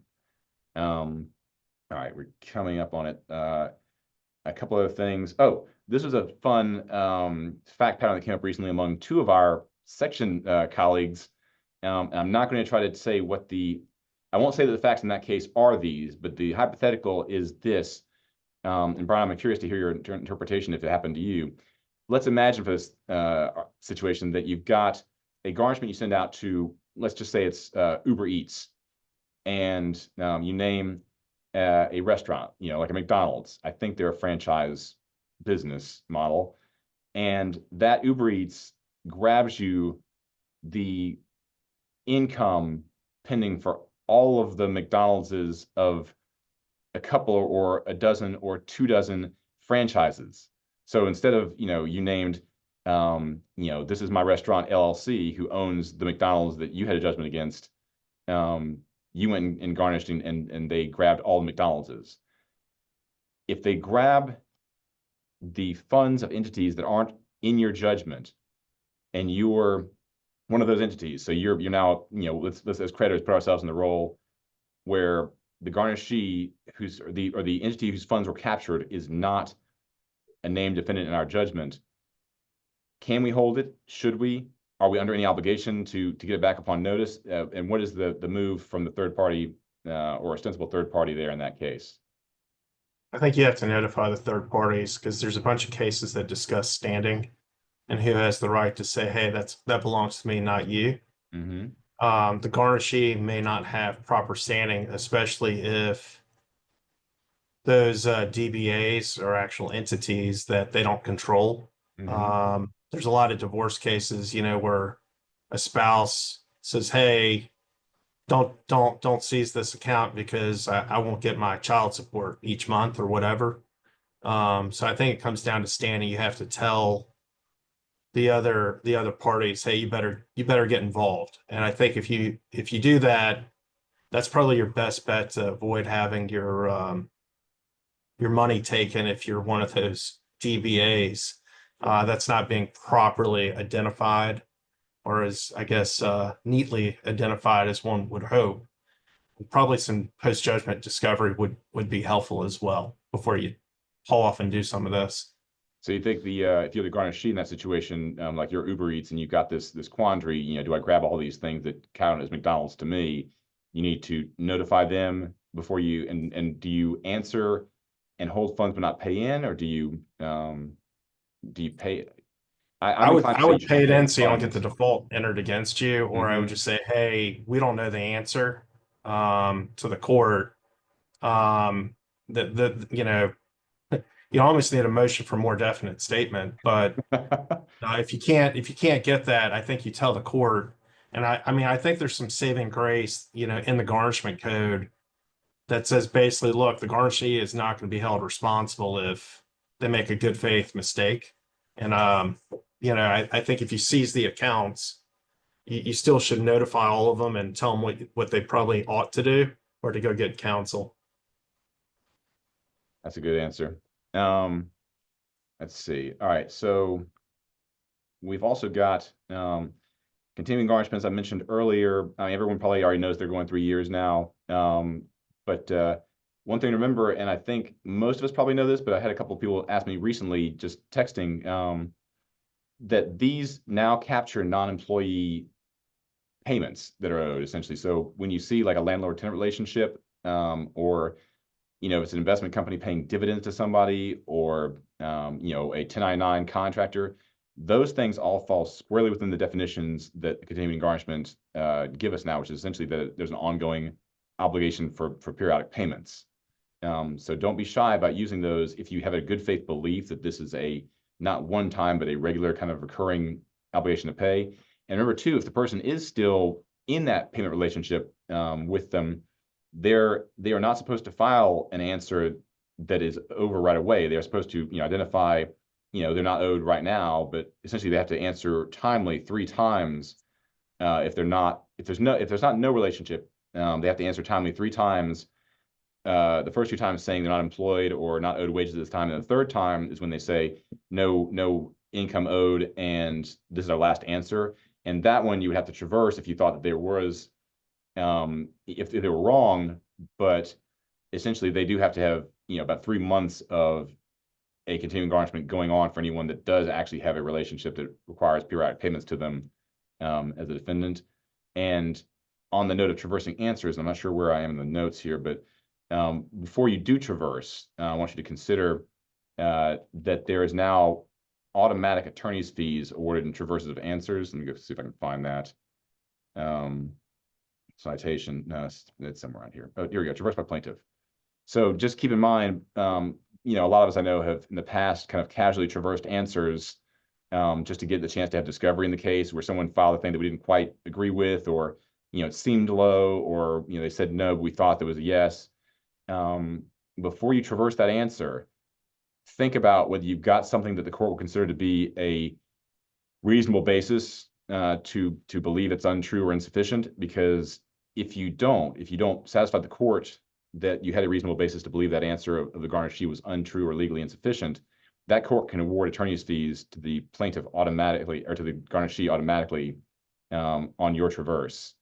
So just make it now. It's helpful. A lot of these places that are doing mass answers, I won't name any by name, but a lot of the mass answering places often miss spots in the form that should be filled in.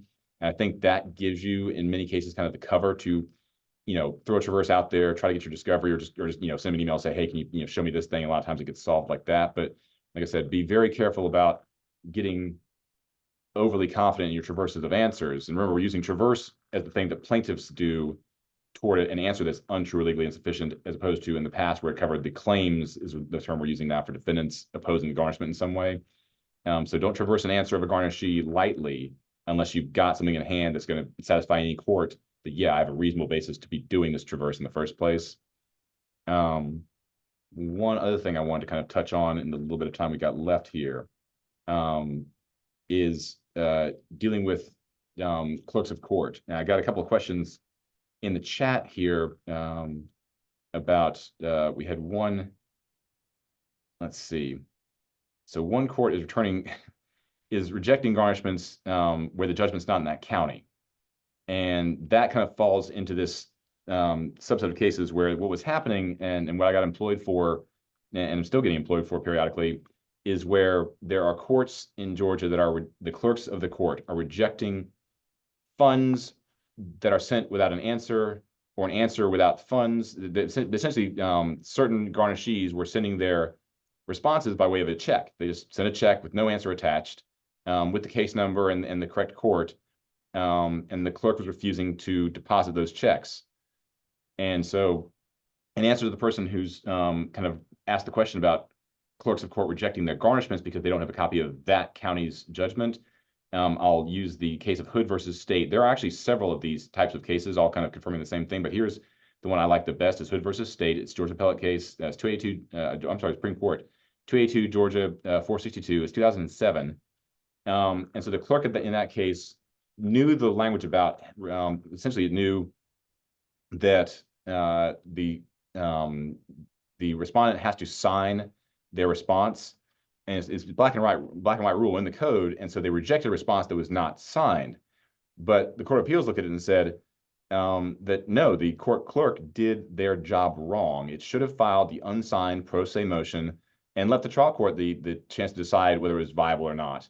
And the language that I use all the time when we get essentially someone rejecting, answers of garnishment or rejecting funds coming into a garnishment without an answer, it's the duty of the clerk of court to file all papers in a cause presented by the parties and to mark them filed with the date of the filing. And also this is one good for when you are filing. For instance, if you're the plaintiff and you have to file your certificates of service or anything else in the case, causing paper to be placed in the hands of the clerk of the trial court within the time prescribed by law for filing is all that in this respect is required of a party. It's beyond the purview of the clerk to be concerned with legal viability of papers presented to them for filing. So when a clerk rejects your stuff, grab Hood v. State and go shake it at them and say, this is telling you how to do your job. You are violating this by refusing to just take the thing I gave you and file it. Now, specific to the issue of funds and answers, there's a number of problems when this happens. And of course, some of us have been in the receiving end of this as creditors, attorneys, when a court rejects the funds that someone sent. And, let's just say it's for example, national payroll company employed by tons of employers in Georgia, sending funds to a court where the client is allowed under the law to provide an answer separate from the funds, and the court rejects those funds. You're hurting both the plaintiff and the defendant and the garnishee in that case. Essentially you've got 18420 talking about that there's outcomes in garnishment where funds arrive separately from an answer. 18419 talks about funds deposited shall be dispersed in 2 years, whether or not there's an answer.